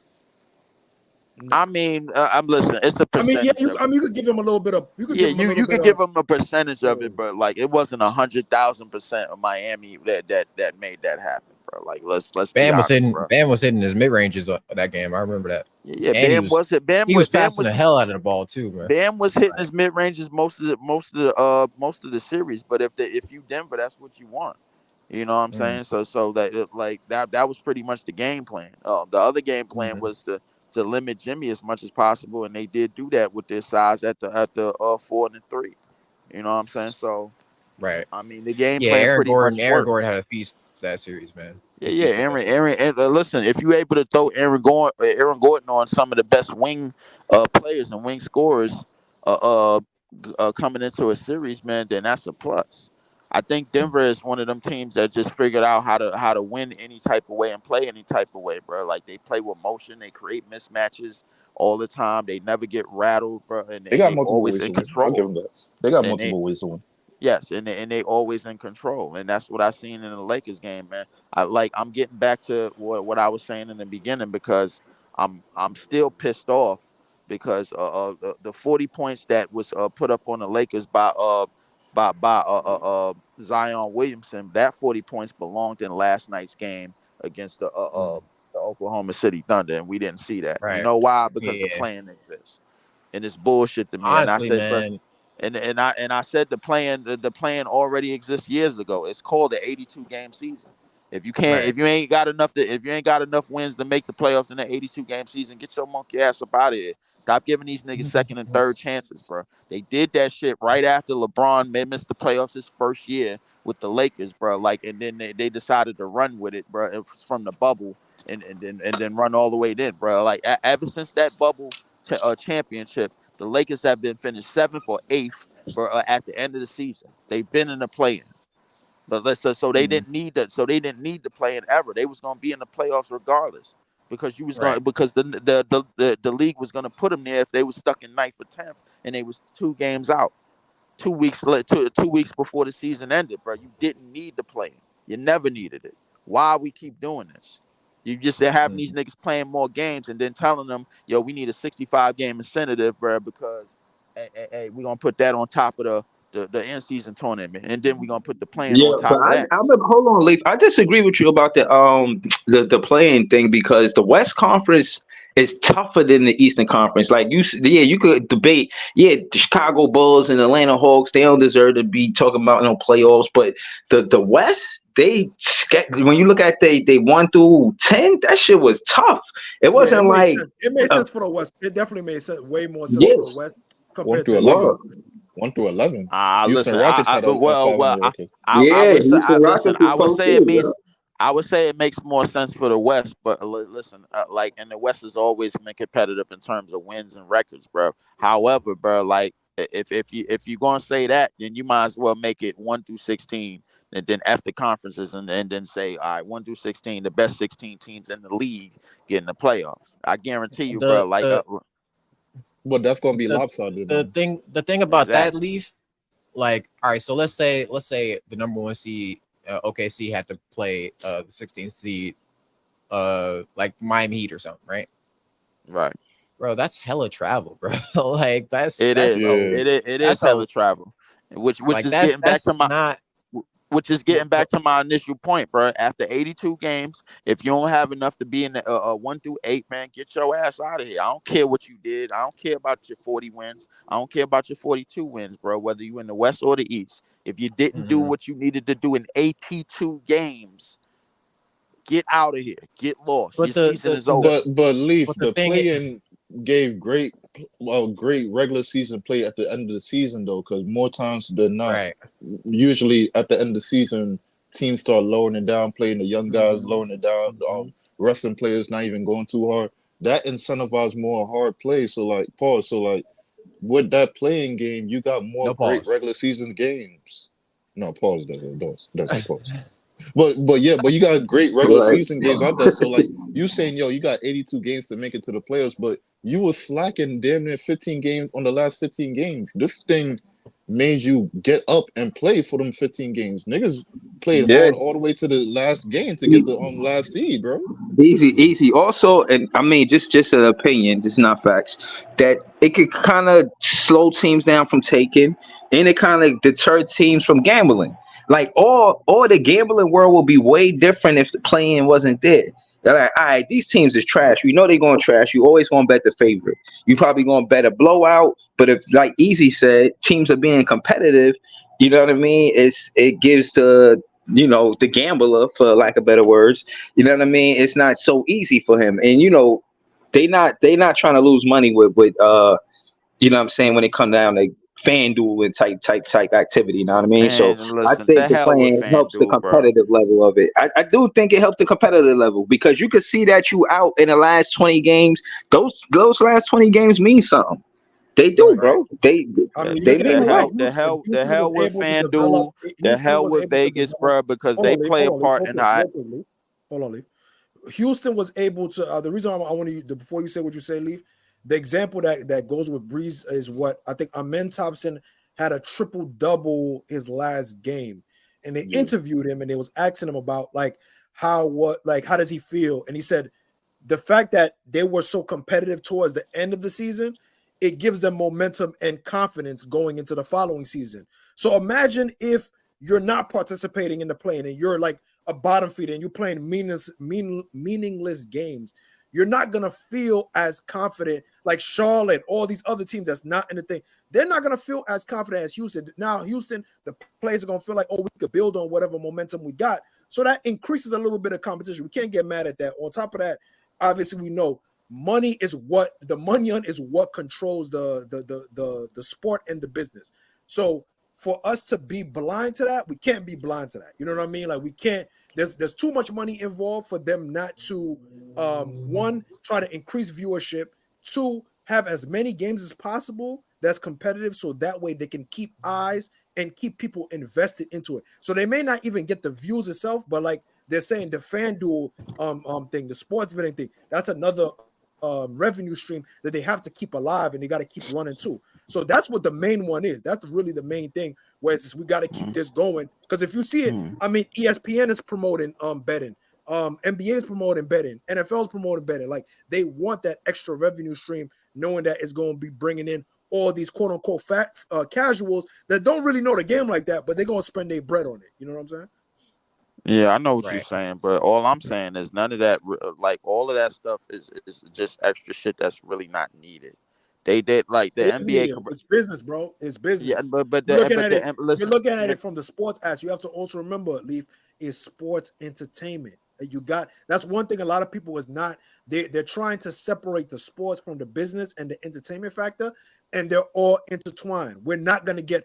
We're not gonna get pure competition because there needs to be entertainment involved. We're not gonna get pure entertainment because it's sports. You get what I'm saying? So it gets finding the right balance is gonna be always the job of the companies to do. But us, we just gotta look at it like it is what it is. At this point, it's entertainment business as well. You know what I mean? That's a great yeah, point. I understand what you're saying, but basically, all of these niggas is playing on rookie mode, bro. Like That's a great point. that's Hey, what it let's get to seems the Let's next like get to game. Let's get me. to the into next game and shit. let's get into some more games real quick. Listen, we talked about the Celtics and the Heat. Let's dive into this 76ers next game, man. I want to dive into this one real quick because we had a great performance by Maxi. We had a good performance by Joel Embiid. He threw it off the backboard and dunked it My and boy came crashed down out for a on. highlight. Yeah, My boy it was crashed out crazy. for a highlight. Crashed out for a It highlight. was pretty That's wild, exactly bro. what It he was did. like Yeah. but on the Knicks side, it was an okay game by Jalen Brunson. He didn't shoot the greatest, but he kept putting him up. You know what I'm saying? But Josh Hart, man, Josh Hart and Miles McBride off the bench, like those two did their thing. You know what I'm saying? Those two did their Hitting thing. five threes off Deuce the was bench, hooping. that's Deuce tough. was hooping.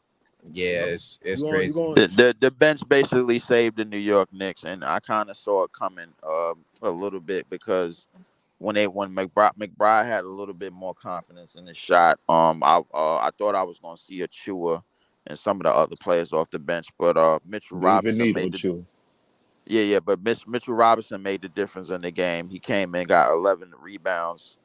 Seven Yeah, of them was 12. offensive rebounds. Yeah, like 12 rebounds. 7 of them was offensive rebounds. 4 blocks. It was. I think it was collective, bro. All of them. They had 20 plus offensive rebounds, bro. Like 20 plus offensive. It's like almost Yeah, every time they missed, they got it right back.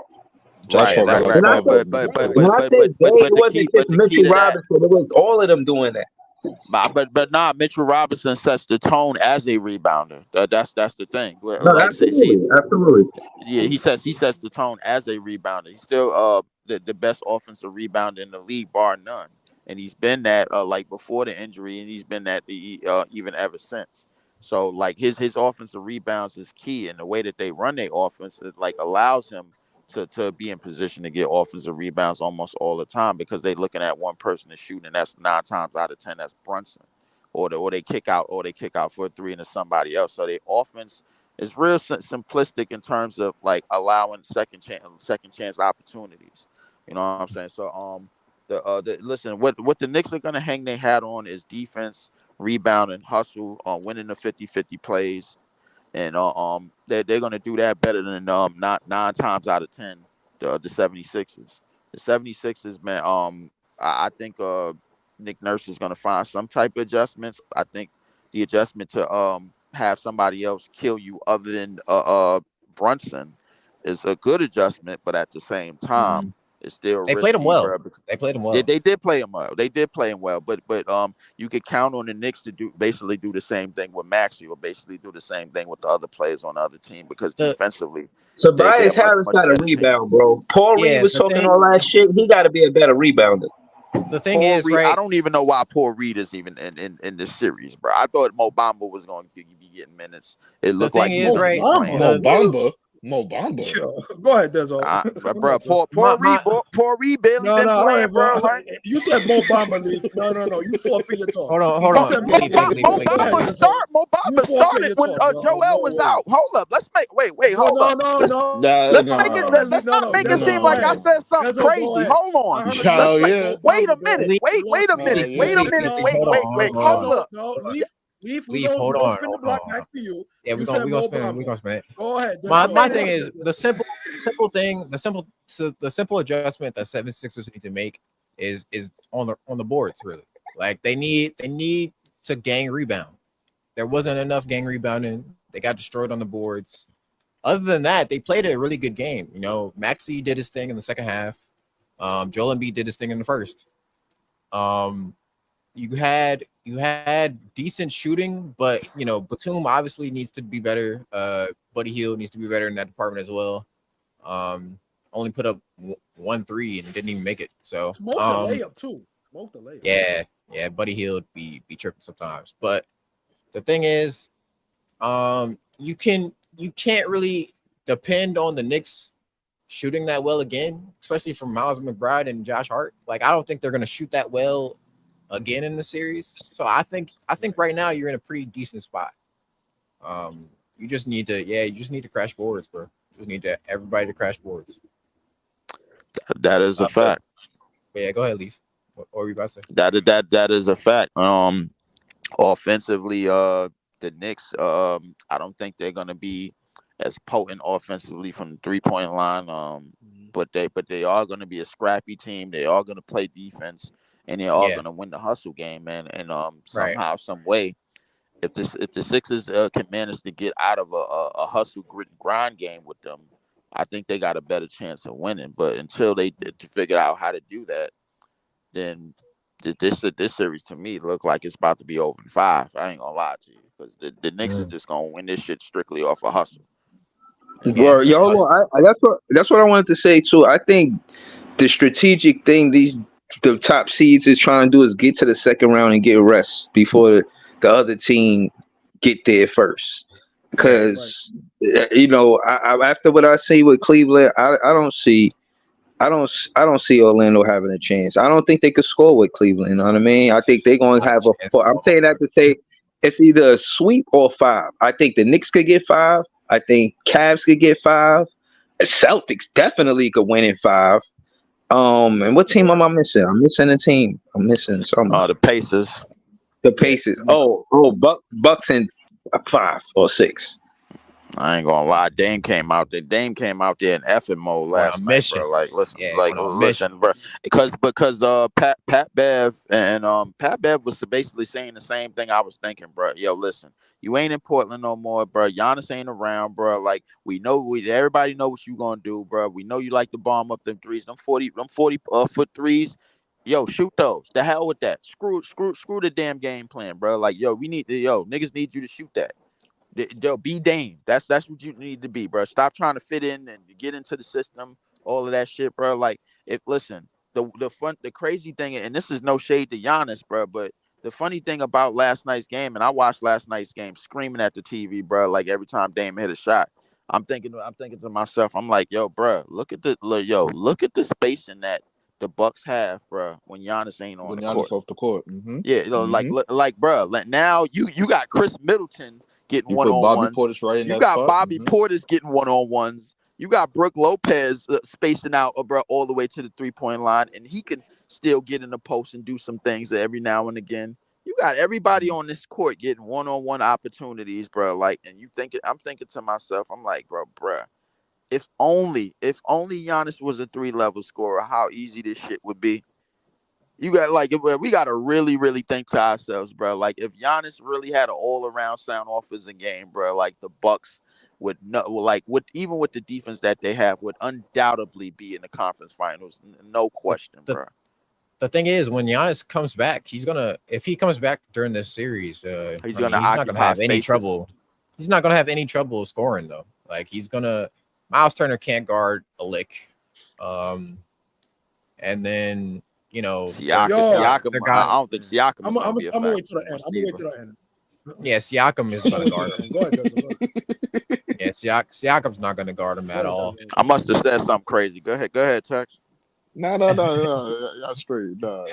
He just Nah, muckled black on the Pacers, bro. That's all. yeah, All nah. right, go ahead, Yeah, black out on the Pacers, and let's talk about go it. ahead, Let's talk context. about it. Do you Wait, think? no. Everybody. I want everybody to get their evaluation out. Yeah, everybody. I want to Okay, yeah. finish talking about. I'll I mean end it off. that was my evaluation of just That one was I'm game. I done. mean, I spoke All right. on the nothing else Eastern I wanted to Conference. say. That was the All Eastern. right. I'm good. I'm good. Real quick, 'cause everybody got their shit off, right? So, real quick, I don't know how y'all saying it's gonna end in 5 games for the Orlando series. I mean, it's looking bad game 1, but even then they could do some things to get better in game 2. And then even when they go back home, I mean, they could be better. Like the role players didn't show up. So like when you send them back home, they should perform better in essence. The So I thing is, feel the easy. Their offense is just so bad, bro. The no, but offense is they terrible. miss wide open jumpers though. I saw them missing wide open jumpers. So if they just make 2 more shots, they change their momentum. They just have to get out in transition if they can't score a bucket. So now they just have to lock in more on the defensive end. So if they could improve some things on the defensive end, and I see where they could improve because they did it from the get go. They put Jonathan Isaac to start, so they automatically knew they gotta make sure they spread out their offense and get a viable body on defense. So like I see them thinking in the right direction. So there are things they could do to even up this series. I don't think it's just clear cut 5 games for fucking Spider. For Yeah. the Yeah. Go.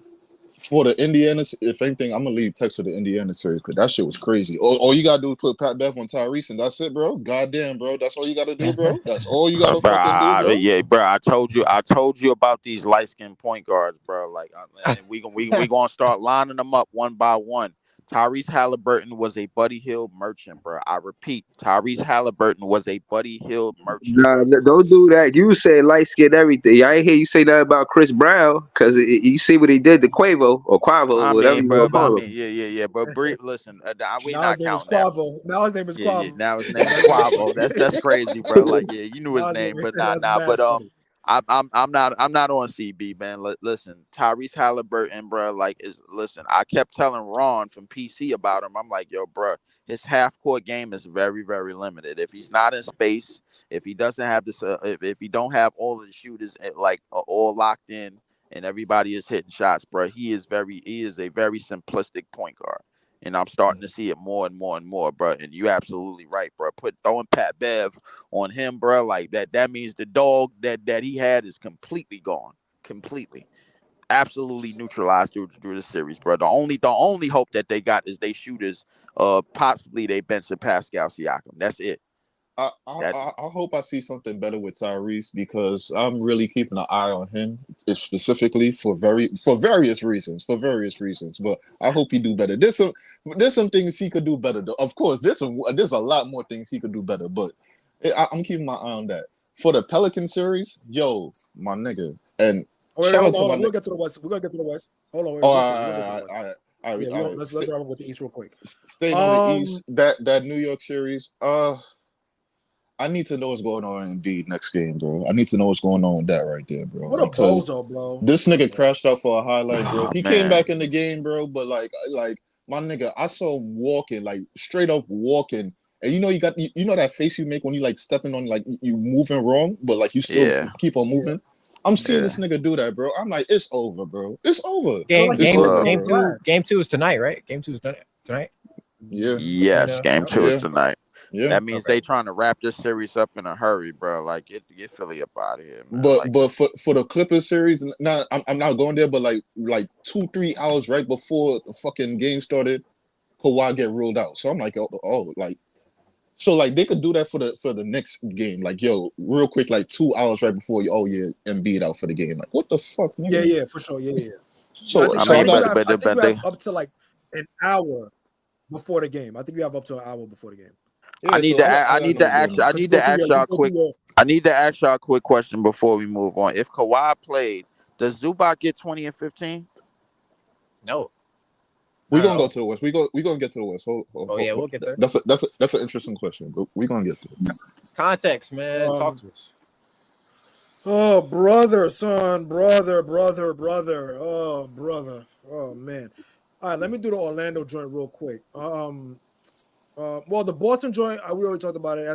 I'm not even worried about. To be honest with you, I might not even watch that series because I just don't think Miami got anything for them. Get Jimmy out of there. I already said that. Let me see the Orlando game. Now, the Orlando game was real interesting to me. To be honest with you, Orlando to me is I said it before that there was a couple of young teams their first time in the playoffs. And they're very young. Orlando is if I'm not mistaken, I think they're like probably top 3 youngest teams in the NBA right now, or top 5, one of the two.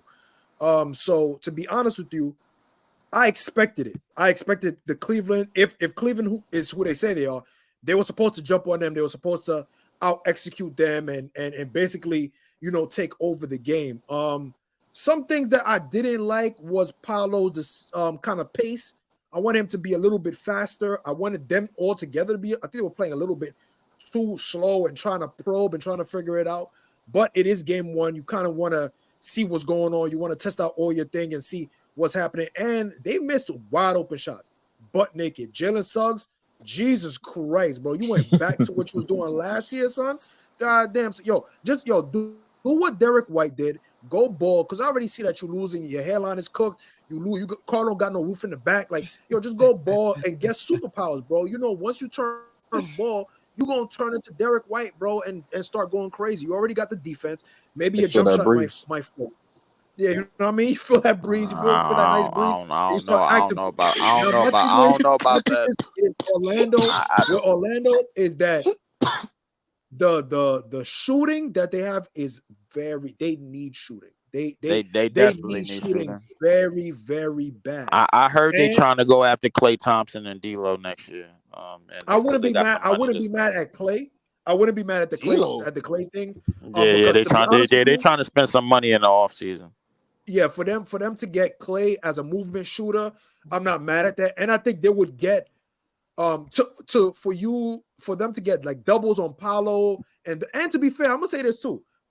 a lot of people were saying, "Oh, Franz is better than Paulo. Franz is better than Paulo." I didn't see Franz do anything yesterday. Exactly. He was Franz non-existent to me. Franz has never been better than Paulo in his entire life, bro. Yeah, I couldn't believe. Never. I don't understand. Not one time has Franz Wagner in his 23 years of living picked up a basketball and been better at basketball than Paulo. Listen, like, y'all gonna have to talk to your co-host. Y'all gonna have to talk to your co-host. I don't know where Ox got that from. I don't know where this. Bro, listen, bro. Bobby has been confused, bro. Like ever since the other night, man. With what happened in New Orleans, bro. Like, listen, you can't. He's very irrational, bro. Like, start saying shit that's just all off the map. So like, it's you just crazy, can't, bro. So you gotta let Bobby just get some shit off, bro. Like, just like, all right, man, cool. But listen, you're absolutely right. Franz Wagner has never touched the basketball and never been better than Paolo Banchero, bro, ever in his life. So like, let's get that out of the way. That's one. Number two, bro, like they lack a guard play, and it is just really hurting them because in a half court set, Banchero got to do most of their playmaking, bro. Like, and I'm just like, all right, this team has overachieved a lot, man, with a lot of what they had and a lot what they didn't have. But what they didn't have is starting to be exposed, man. Like they really need to dig in. I think next year they really need to upgrade their roster, man, change the trajectory, get some shooters, man, and try to work this thing again, man, and try to continue to build around the Wagner brothers and Banchero, man. I think that's going to be the theme for them, man. But right now, if I had to say, I'm very disinterested in this series, even though I said I was going to co-sign Orlando, but I thought Orlando was going to actually play the better series for Orlando would have been the Knicks, because the Knicks can't out physical them. The thing that's the thing about it. The Knicks can't out physical them, so like the Knicks will have problems with younger teams that like to get up and down and hustle and play physical and run in and out of the paint. So like that would have been a better series for them. This series against Cleveland, Cleveland, I think they got something to prove coming from last year with the way they got dusted off then. You know what I'm saying? The Knicks would have been a better series for them just in terms of style of plays and everything, bro. So this is just a bad series for them. Get back to it, Tex. What how you feel about the Pacers and Bucks game?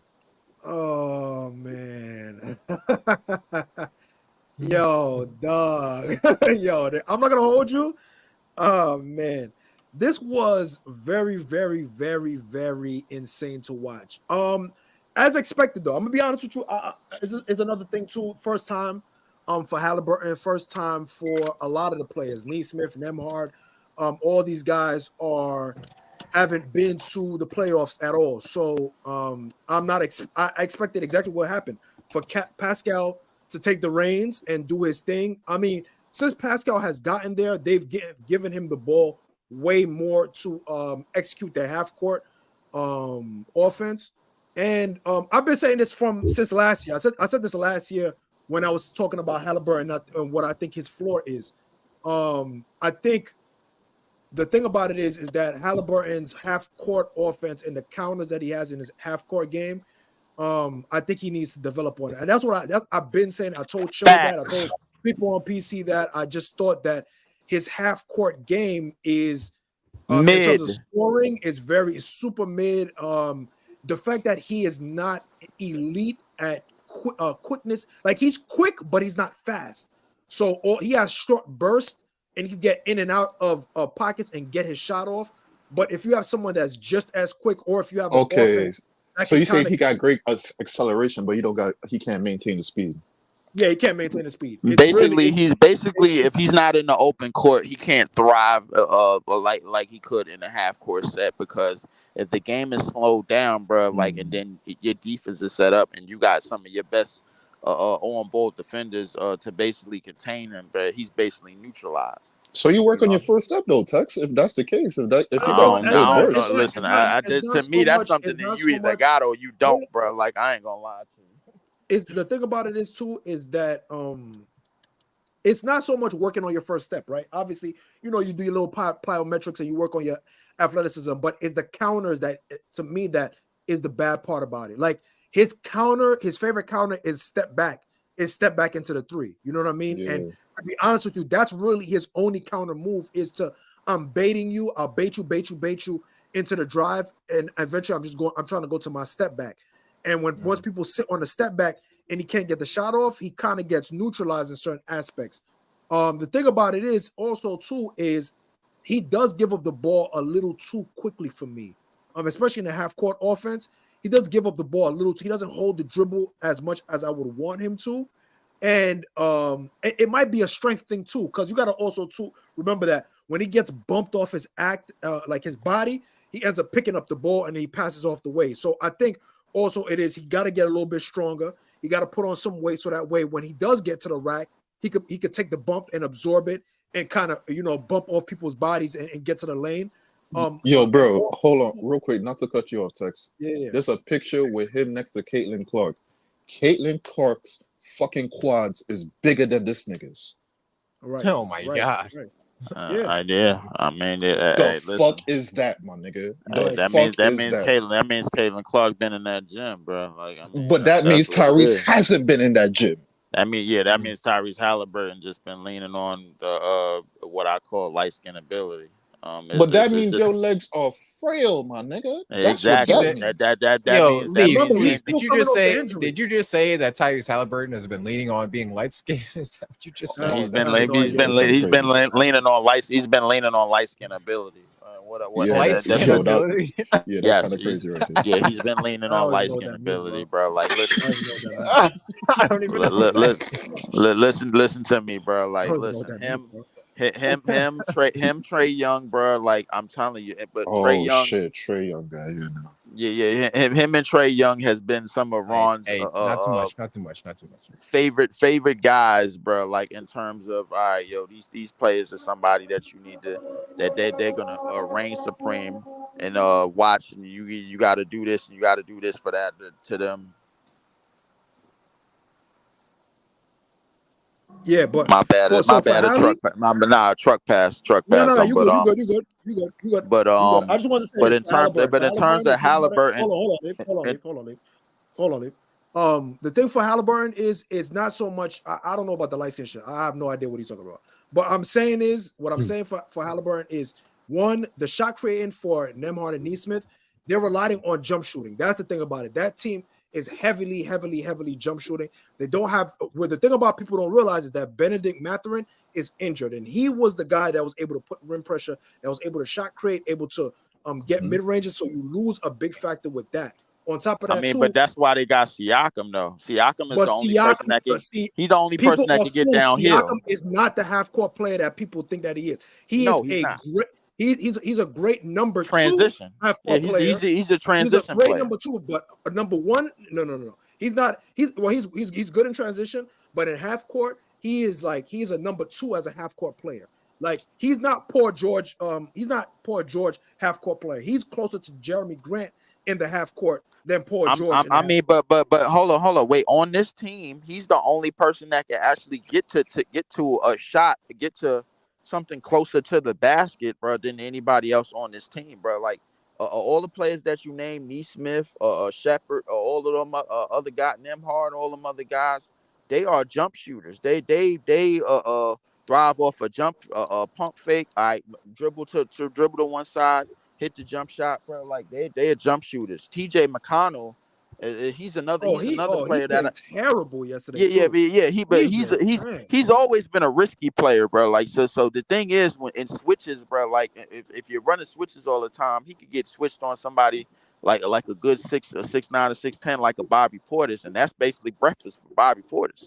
You know what I'm saying? So, but they should not be switching for that team. They should not be switching at all for that team. It doesn't make any sense. On top of that, too, Miles Turner, bro. Talk about Terry Cloth. Yo, I've always been saying that I don't like Miles Turner. I don't like his game, bro. His game, to me, you are too big to be just staying out and shooting threes. Now, because Giannis is on that team, Brook Lopez has to play that way. But when Giannis is not there, Brook will mix it up. Brook will definitely mix it up. He'll get some action in the post. Like, you don't even look at the post, bro. Like, what is wrong with you? How do you not even look at the post? You don't get that. All you're doing is pick and pop. You don't roll. On top of that, too, Obi Toppin, when you get in the game, you out in the perimeter too. You're not even running pick and roll and dive into the rim, hard dives to the rim, so you can allow Halliburton to get some driving lanes. Like these guys I think, not putting no pressure at the rim, right? I think, and I could be wrong about this. I think one of the reasons why they not doing that, especially now, is because Siakam is occupying the 15-foot in areas. He's occupying. It's one of the reasons why I asked you the question about Kawhi, but we're gonna get to that series in a minute. When Siakam is occupying, when Siakam wasn't there, they was able to dive to the basket, get some easy cuts, get some easy layups, because they had a lot of off ball action, bro, when Siakam wasn't there. And I looked at them, and defensively they were never good. They ain't good now defensively. So the defense that they were trying to get when they made the trade or whatever, and they was trying to get a number 2, that to me realistically didn't make any sense. I thought they should have just stayed all in on a number 1 offense that they were doing most of the year when they had Buddy Hill. Buddy Hill made up for like at least half of the assists that Halliburton was getting. That's why I called him a Buddy Hill merchant. Now I will shoot Indiana some bail though. They are missing their third best player. You know what I'm saying? Ben Mathurin's out. Ben Mathurin. Yeah, Ben Mathurin's been out for a minute, bro. Like, so I mean, missing him now, bro. Like, now that you got your ass blown out, man, and Dame basically put his foot on your neck, bro. Like, it ain't no sense to bring it up now. I mean, because they missing Giannis. I'm just saying. I mean, but they missing Giannis, and they was just still able to do something to like for sure. You know what I'm saying? But I just think the Bucks are a better team, though. But Milwaukee just, the Bucks on paper are a better team than Indiana for sure. Yeah, they're a way better team. On top of that, too, like the thing about it is that Indiana concedes the switch. So when you concede the switch, people was confident about Indiana in this series because of what Indiana did in the regular season to this team. And I said to myself, I'm like, yo, bro, don't let that confuse you, because the Indiana that was beating up on and competing against Milwaukee early in the season, this team didn't have Siakam. They had a gang of shooters, and they had Bruce Brown that was able to attack. That's another piece that they missing, Bruce Brown. They said him and whatchamacallit was playing.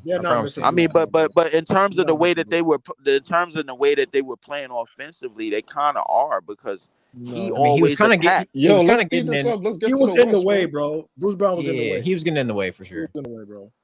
He was getting in the way, bro. It's not. It's literally Miles Turner. Here's my thing. Yeah. Like it's blatant to see. Miles Turner is getting dogged by the big man in Milwaukee. He's getting dogged. They're having their way with him. They're getting whatever they feel like it, because they feel like Miles Turner is soft. Dame is climbing up his chest whenever he get a free lane. And I know I could go to the rack whenever I feel like it. And then when you're back up on me for the thing, I'm just gonna bomb on you with the 3-point. And to be fair, Giannis and Dame are playing totally 2 different games on the floor. When Giannis is on the floor, Giannis should be diving all the time when he's playing with Dame. For some strange reason, he feels like, I'm going to play pick and pop with Dame, and I'm going to pop out just to go back into the lane. So Giannis, get your think box together and realize, okay, I'm going to let Dame operate on the outside, and maybe I should just get in the post. How about that? How about Giannis? You went to go talk to Hakeem for what? For what? You're still doing the same things you're doing before. So get in the post. You see, they put Bobby Portis in the post, right? They put Bobby Portis in the post. He's going crazy in the post. I don't think that they can play together, bro. Giannis and Dame have not blended in, and it's not on Dame's part, to be honest with you. It's on Giannis's part. Giannis has to take away his ego. I think Julius Randle, take away your ego and start being more of a rim runner. That's what you should be. I think. Well, to me personally, I think in a half-court set, I think Dame is going to occupy a lot of areas in terms of pick and roll. Like if Giannis, let's face it, if Giannis was a 3-level scorer, bro, this shit is easy. I ain't gonna lie to you, bro. Like this shit is very, very simple. He doesn't know. It doesn't know. No. Stop.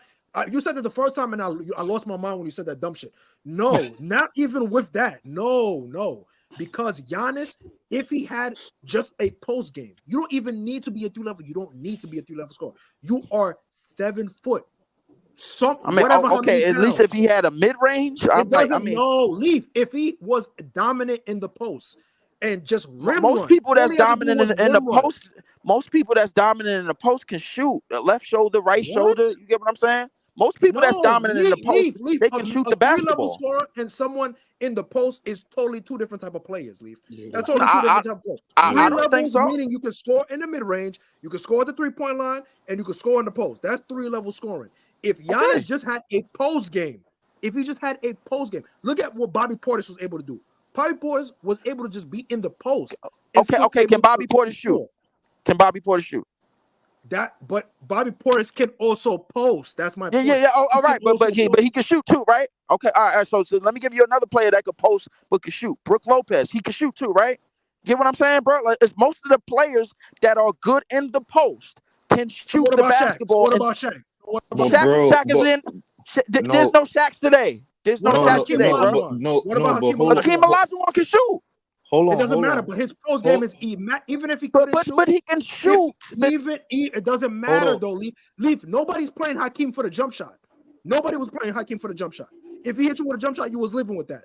Tim Duncan, they was not playing. You know why Tim Duncan had mad open bank shots? Because they weren't playing him for the bank shot, but he was dogging you in the post. Jaleel Okafor was killing everybody in Duke, and he didn't have a jump shot. He was you mentioning player archetypes that don't play today. Most of the players today that play with their back to the basket, bro, can shoot the basketball. These are facts. You're missing the point. But that's not the point, though. You're saying all these things. Hold on, easy, real quick. Leaf, you're missing the point I'm trying to make to you. The point I'm trying to make to you is if Giannis had a post game, it doesn't matter if he could shoot because he would be able, with just pure strength and footwork, to dominate his matchups. You know what would happen? When he's dominating his matchups, he's going to command a double team, which would then in turn give Dame wide open jump shot. Yeah, see now, but now we talking about another layer in the post in terms of making plays out of the post with your back to the basket, which is I don't know if Giannis is good at. We know Giannis could drive and kick. We know Giannis can see the corner shooter and everything. Well, his playmaking is pretty good for his archetype and for his size. But in terms of making plays with back to the basket, I think that's more of a lane for like somebody like a Joker. Joel is getting a lot better at that, bro.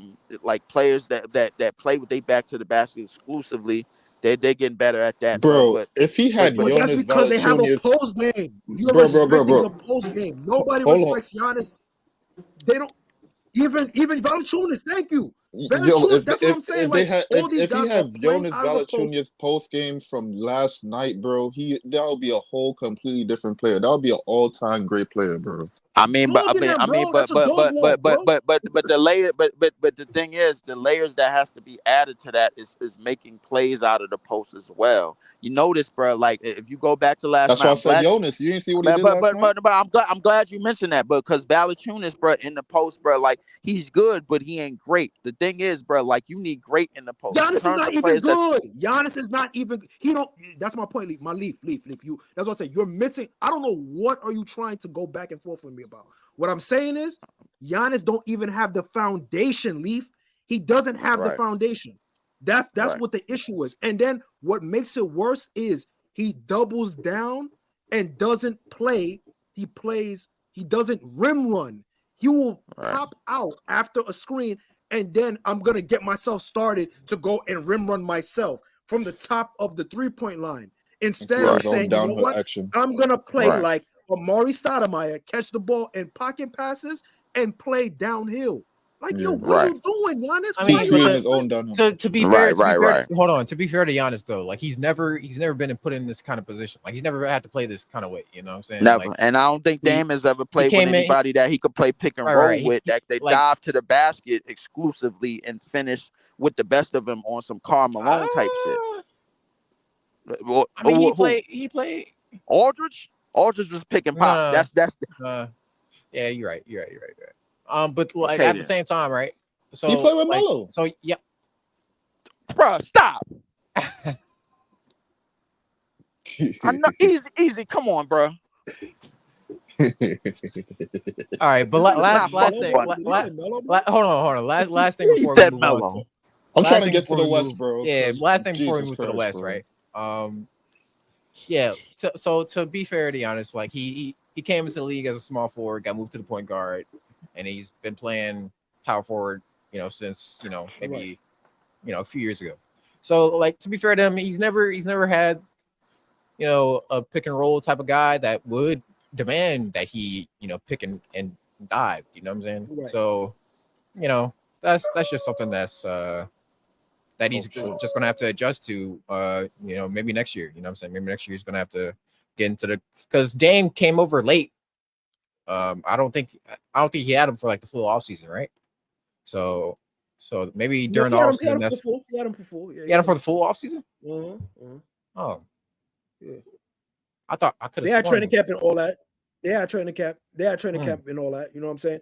And to be fair, like that's what I said. Like also, we saw videos of him going to Hakeem, going to Vin Baker. Like those are the things. And like to me, it's just you're going back to what you instead of challenging yourself. I mean, we knew that shit was fake, though, man. We knew that.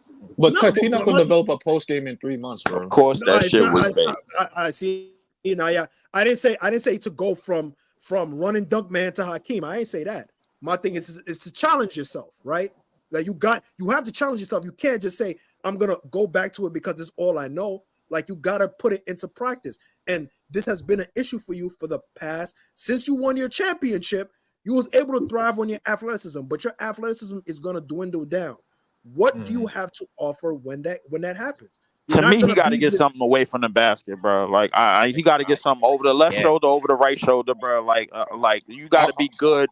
You got to go one bounce, jump hook, one bounce, jump hook, right or left. Like, I don't need you taking your sweet ass time. Take 2-3 dribbles, bro. You don't need all that. Just one. Right. That's I need to listen. I need you to get to something automatic, bro. Like or more than a layup and a dunk. That's what I need. It's just like Giannis doesn't have any touch. He doesn't have like good touch at all. That's what it comes across as. You know what I mean? Like exactly. He just don't have. I would like to get on the topic, but let's move. Let's move. Yep. Yeah. Let's move. Let's go on to the Western Conference. We had 4 games also in the West. We had Timberwolves versus Suns. We had Nuggets, Lakers on Saturday, and then Sunday we had Clippers, Mavericks, and then Thunder, Pelicans. Easy, man. Kick us off, man. What stuck out to you in the West? What games did you like? What games did you dislike? What players had breakout performances? Yeah. A lot stuck out to me from the West side. I'm not gonna lie. Number one, listen, man. First thing first. W context, W clear, my nigga. You already know the business, yo. You already know because this league pass bullshit, if you could make league pass a motherfucking person, the shit I would have fucked this nigga up last night. The fuck is going on, bro? What I paid for, my nigga? What the fuck I paid for, my nigga? The fuck is going on, bro? Hold up, wait. I want to interject before you go any further, bro. Just remember, all of the playoff games are nationally televised, bro. Like, so you got basic cable, you got ABC, you got ESPN, you got TNT. You can watch the games. It's just that simple. Yeah. Yeah, but I'm on my phone today, bro. I was on my phone that night. So, and I played for League Pass, nigga. I could watch NBA games on playback, right? Because I was just watching the game on NBA, the app. Now I come to fucking playback that says we could do the same thing, but we can't do the same thing. Fuck you. W context, my nigga. You feel me? But real quick, because we at the Pelicans game. And I was trying to tell Chill, bro, they talking about gang rebound. I see 2 niggas on Jonas, and they are fighting, bro. And he is still getting the rebound over these niggas. So how many people do I really need to commit to get this rebound? Because they made Trey Murphy come over, and that just caused havoc over there, my nigga. So at this point, the rebound is just gonna be a problem for you. You just need to know how to really get into first. Learn how to box the fuck out, bro. That's number one. Learn how to box the fuck out because too many people slipping away and just catching random rebounds, bro. That's boxing out right there. 2, Nahari. Nahari. See if you're a captain, bro. Giannis. Hold on, Nahari. Bro, bro. We on the West. Yeah, we on the West. Please, God. No. Keep going. Yeah, so real quick, I like the job that they did on SGA. They threw Herb Jones in that nigga and he locked them up. And then he just saw Trey Murphy come over sometimes and lock that nigga up too, bro. Like, yeah, bro, you ain't getting this shit off, bro. I like that Trey Murphy matchup for sure. I like that. Trey, if anything, I like Herb Jones, but Trey Murphy, you know, you might have to throw him on him from the beginning. Just get from the get-go. Just make that matchup. Like, just throw Trey Murphy on him. Throw him a different look now. Because, yeah, Herb Jones today. Last night. Now you just give him Trey Murphy. Like, yeah, you're going to get a dose of Herb Jones on the side, too, on the room. Yeah, bro. So, I like that right there. Yo, listen. End of the game, I'm putting the ball in CJ hands are closed. Where's BI at? Like, Jesus Christ, he just spotting up for the three? Like, Jesus, this is what it came down to at the end of the game? That had a chance. It didn't make sense to me. It didn't make no sense. Yeah, oh my God, the execution. But it was a lot of fast pace going on at the end of the game too, because like I said, like the rebounding battle was crazy. Like they got 3 offensive rebounds, and every shot that they got off the rebound, they just hoisting up a quick ass 3. Like they even like slow the game down. So like at that point, you even got like a true point guard or like a true vet on the team to like just calm the motion and be like, all right, let's just get the pace back. We got the rebound. We got the rebounding battle. Yo, you got 2 offensive rebounds in one possession, bro. Like, come on, bro. Come on. Make it make sense. I'm gonna tell you, listen, I already said what I had to say about that game, man. If Zion is playing, that shit, my nigga, them niggas is toast. Yeah, I don't give a damn. I'm just leave it there. I'm not gonna do no more analysis on that. If Zion was playing, killing them, bro. Real quick, he going right into Chat's chest every single time. Because they don't have nobody in the paint, but they don't have no real muscle in that paint. That's why they got thugged to begin with. You know what I'm saying? So because the Pelicans got grown ass men in the damn paint. Valanciunas is a grown ass man. You can't let Chet is not Chet, bro. Like he gonna have to be effective from the perimeter in this series. And now, as far as the SGA matchup, but that's what he tried in the beginning of the game, and that nigga went 1 for 4 from the fucking 3. Exactly, but as far as the SGA matchup, bro, I do not want Herb Jones on SGA, bro. I want Trey Murphy on him all series long, bro. You go wherever. You do not switch that matchup whatsoever, Willie Green, at all. You don't switch that. You put him on him all game long. Fourth quarters specifically. I do not want Herb Jones on that matchup at all. I want Trey Murphy on him at all times. They're going to hunt for the switch. No, I don't want him on the switch. I want Trey Murphy through that screen. Yeah, you got to fight through that screen. I really like the Trey Murphy. Matchup on SGA. I'm cool with Herb Jones being on J-Dub. I can live with that. J-Dub just got to show me that he liked that, which he did. He did his thing.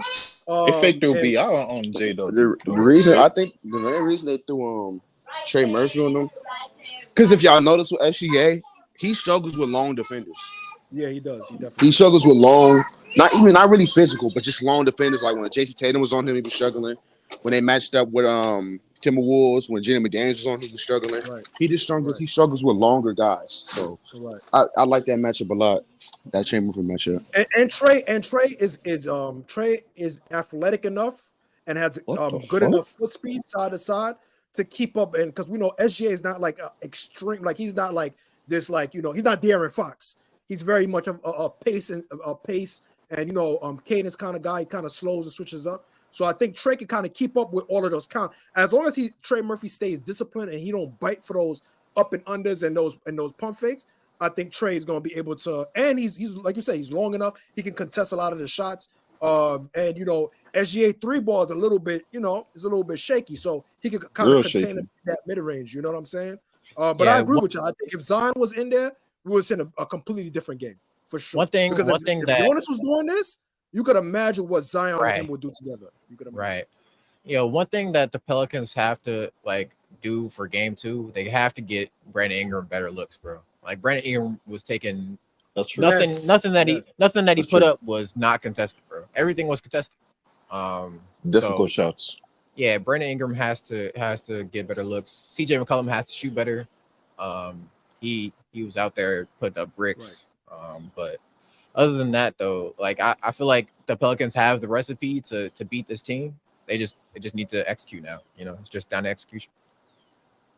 It's gonna be interesting to see what adjustments that the OKC that the Thunder can make going into game 2, because they need to make some adjustments, because They played you close down the wire. Like, remember, like down the wire, they got like offensive rebound after offensive rebound. They just didn't cash in. So you have to think about that aspect. Like, yeah, y'all pulled the game out, but there's some things you can get better too. So I'm gonna be tapped in to see what adjustments they could make. Right. For sure. Timberwolves Suns, man. Who wants to get started with that one? I'll go last. Yeah, go ahead. We want to talk about game one or game one. Yeah, game one. Timberwolves Suns. First of all, they need to put the ball in Bradley Hill's hands more. Because one thing that the Timberwolves got, the Suns don't got, they don't got consistent guys that can get to the rim and penetrate and do driving kicks. KD's more of a jump shooting guy. Devin Booker's more of a jump shooting guy. Bradley Beal's the guy who can create plays and get to the rim and drive and kick. And they need to put Devin Booker more off the ball so he can get easier looks because that's what he's the best at. Hey, Nahari, can I ask you something real quick? Go ahead. How old are your siblings, bro? But you don't need to know all that, bro. I ain't gonna lie, they all single digits over there. Nah, they not. They got a couple single digits. How many? All right, if you're not gonna answer that one, at least answer this one, right? How many siblings do you have? How many siblings I got? I got a lot. I got like 3 sisters, like 4 brothers. All in the house right now. I knew he was about to go to 7. I knew. Nah, not right now. Oh, okay. Where? All right, that's dope, man. You got a big family, man. That's super fun. Big family. I'm watching my sisters right now. No, I'm not the oldest. I'm watching my sisters right now. Okay, where? All right. But yeah, I'm gonna tell you what I saw in that Phoenix series, bro. Go ahead. That shit looking a lot like the series that we played, bro. When we had Katie, we got swept. Them niggas, I ain't gonna lie to you, bro. Listen, because the thing is, the Coach Finch of the Timberwolves, he basically threw J-Mac on Devin Booker, and J-Mac turned him into a spot up shooter immediately. And then you basically put Ant on Bradley Beal and told Kevin Durant, "Hey, yo, you want 30? Go ahead, go get 30." They go call Anthony Towns. They need to gang rebound too. That's gonna destroy them. They do that. Yeah, well, some type of gang rebounding need to happen, but at the same time, when you got Towns, and when you got whatchamacallit in there, Gobert. And then when you got Kevin Durant basically getting most of the possessions, and you basically telling him go get 30. Oh yeah, by the way, you're gonna have to guard Ant-Man sometime too on the defensive end and make plays as well. That's basically a recipe for disaster. That's basically a recipe for that. That's basically a recipe for a brooming. I think the Timberwolves are a lot deeper than we thought they were, than I thought they were. I ain't gonna say we. I thought they were. Definitely you, nigga.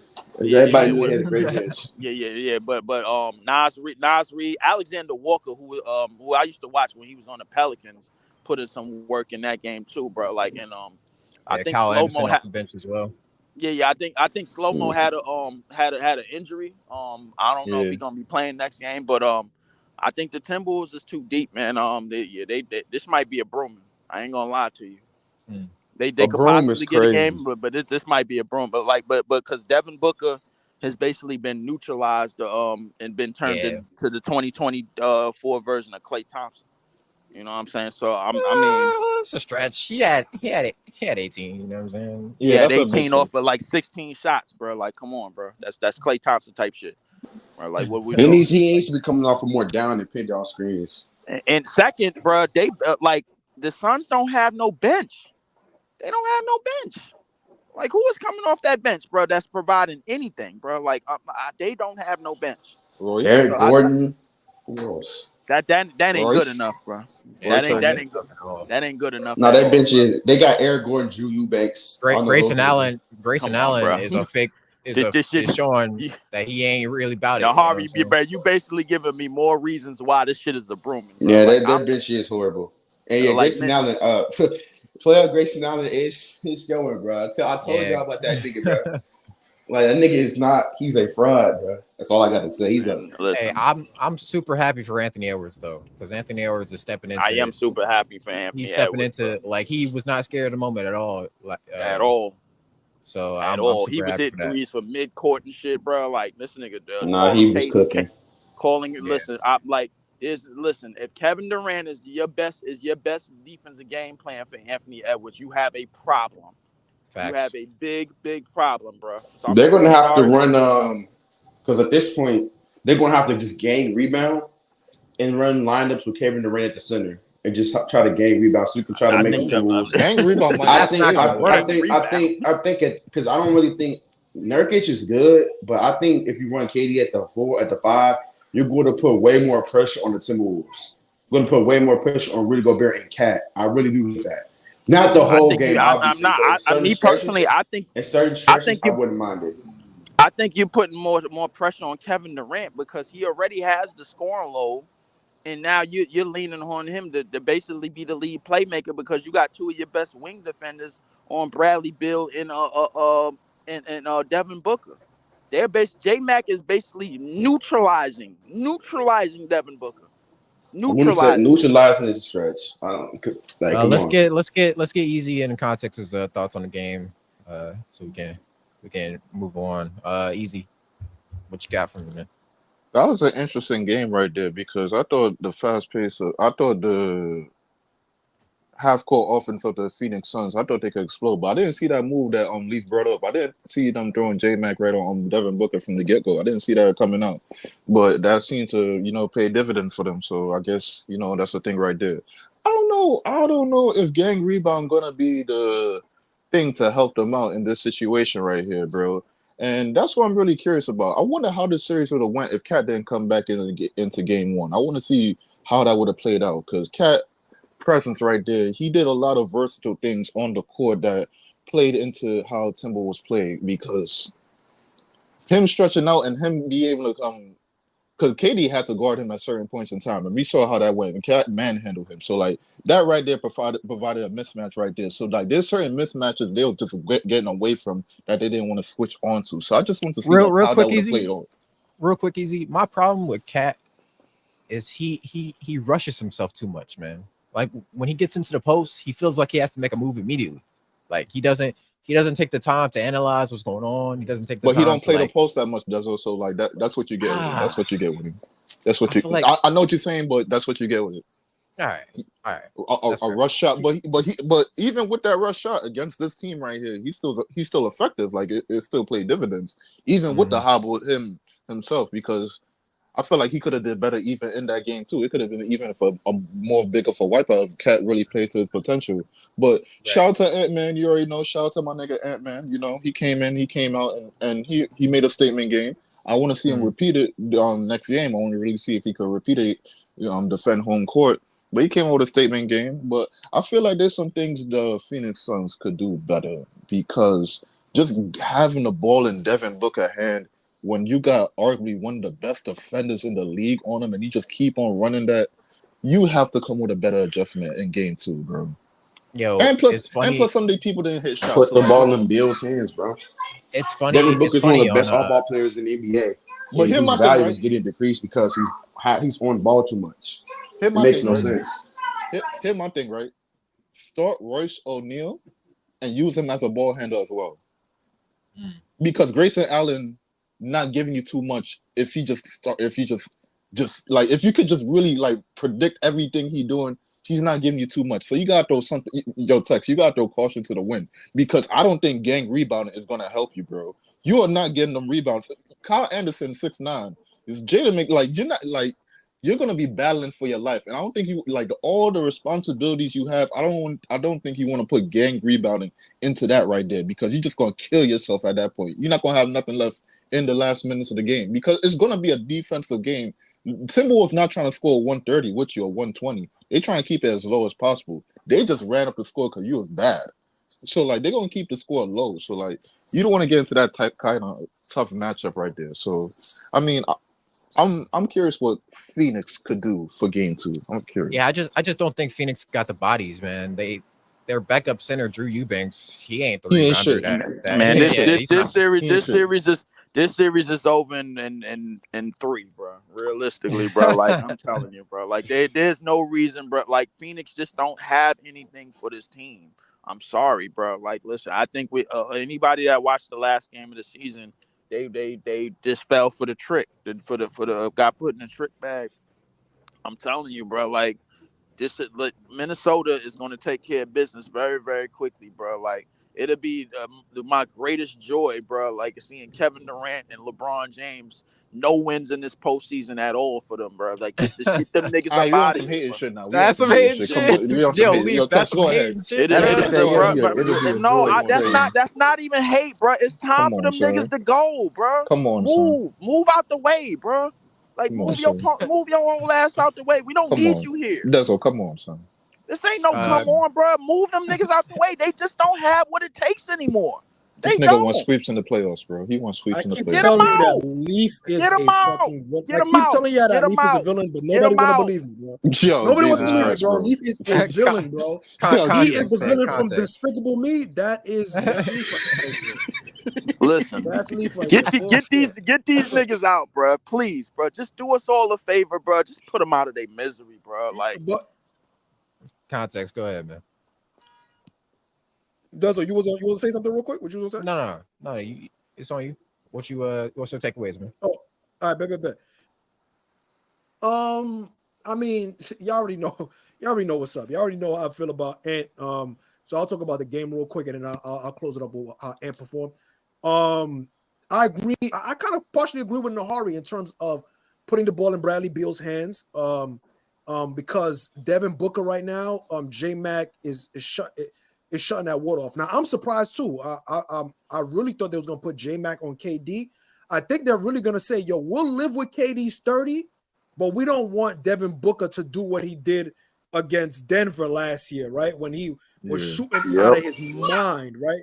So don't let him shut his water off. J-Mac, like Leaf was saying, he kind of relegated him into the corner, kind of had him kind of a little bit more timid, kind of second guessing. And to be fair, like there was a bunch of moments where Devin Booker was either when he would try to attack, it didn't seem like he was under control. It was, I'm gonna throw my head down, I'm just gonna run into people, I'm gonna see what I could get, right? So in my opinion, that putting J-Mac on Devin Booker, a super dope idea, and I think they're gonna probably keep that up until KD probably has, like, if KD puts up 40 or like a 50 ball or something like that, something along those lines, I think that's when you're probably gonna see J-Mac on KD. But I think they'll live with KD 30. I think they're cool with KD getting 30. Nah, you know what I mean? Contest, it's gonna happen if they continue to have Cat on KD. It's gonna be a game where he's go off for like 45. I just know it is. Like, for sure. Yeah, but if they blowing them out though, like you gonna keep on rolling with your game plan because you can get your 45, but we winning by like about double digits. Right, for sure. And then on top of that too, I'm surprised they didn't really take advantage of Mike Conley like that. Compared to how they did before. They didn't really take too much. Chris Finch was able to like Leaf was alluding to, that coach was able to his adjustments in the middle of the game was super dope. The players were playing great. Even though Kyle Anderson got injured, Nickeil Alexander Walker came in, turned. I mean, you got 3 names in your name. You're supposed to turn up. You know what I'm saying? You got too much letters on your jersey, my boy. You better be nice. You know what I'm saying? He's related to Shea. So he was hooping, he was doing his thing. On top of that, too, Rudy Gobert was being a force in the, you know what I mean, dominating the boards. Dominating the boards, you know what I'm saying? Like, and as much as I don't like Gobert, he definitely was a better rim presence. With rim press, he was catching the ball, he was doing his thing. He didn't need a lob. That turnaround fadeaway that he hit. That shit was God, the bad shot. Wow. That was nasty fucking work. Yeah, it was nasty. Hey, if I was unbelievable. But that's how you know a nigga feeling. That's how you know a nigga feeling it though. Fucking timeout, bro. For sure. No, for sure. I'm not gonna lie. Like, just I might snuff Nurkic just for letting that happen. Like, you let him hit that on you, bro. You let that happen to you, bro. I would have snuffed. It was good defense. It was good defense. Nurkic made him settle for a turnaround. Non-existent. What you say? I mean, it was good defense. Made him settle for a turnaround. You know what I'm saying? You just. Still, I'm punching you for that. I'm still punching you for that. But also the thing, like I said, y'all know how I feel about Ant. In my opinion, by the end of his career, I think nigga Nurk has been punched out in the face enough, bro. Like, come on. True that.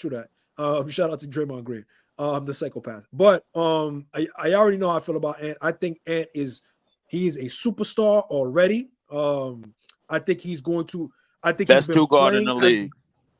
I got him. Listen, I think he is the best two guard in the league, and I also think by the end of his career, he's going to be the 4th best shooting guard of all time. Crashing out. You crashing out. No, I'm not.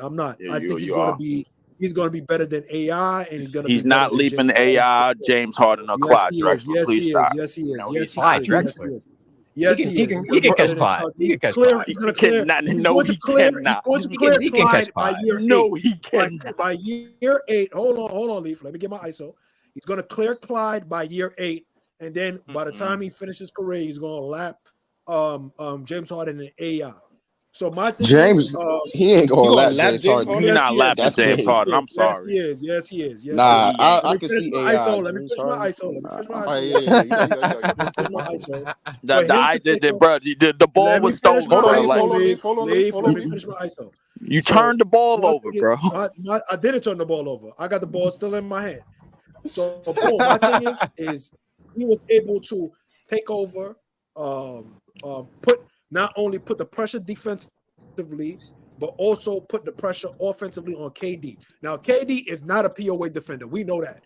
He's definitely mid at that. Damn sure, for him to take on that challenge and talk crazy to him like that, call him old, pack him up, I'm dogging on you. He talking heavy on him. And on top of that, too, here's the thing about it.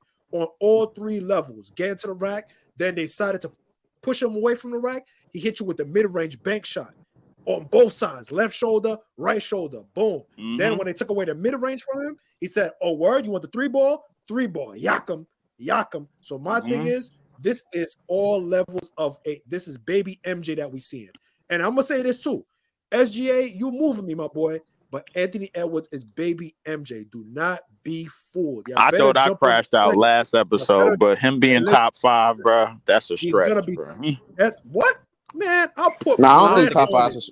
Top 5 I'll find you. Listen, I'm gonna be in for the rest of my life. I don't know if he can surpass James Harden though. James Harden was. Yes, James.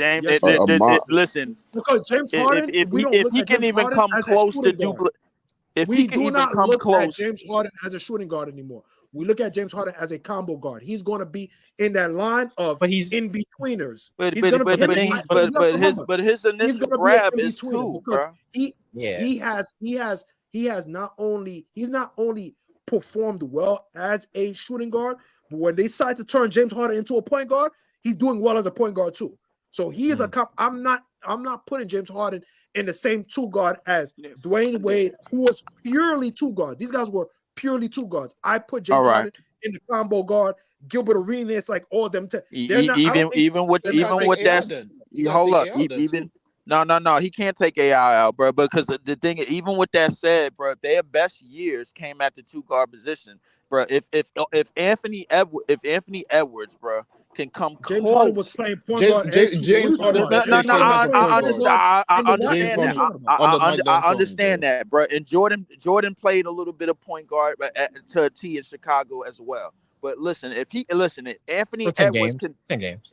Yeah, he did. But if Anthony Edwards could even come close to duplicating any of those 8 years in Houston, bro. Listen, you got me. I tell you, bro. Like, you won't get no argument out of me. But until he does, they get to the finals. Yo, are you Leaf? You literally about to. You're about to. So you're not gonna.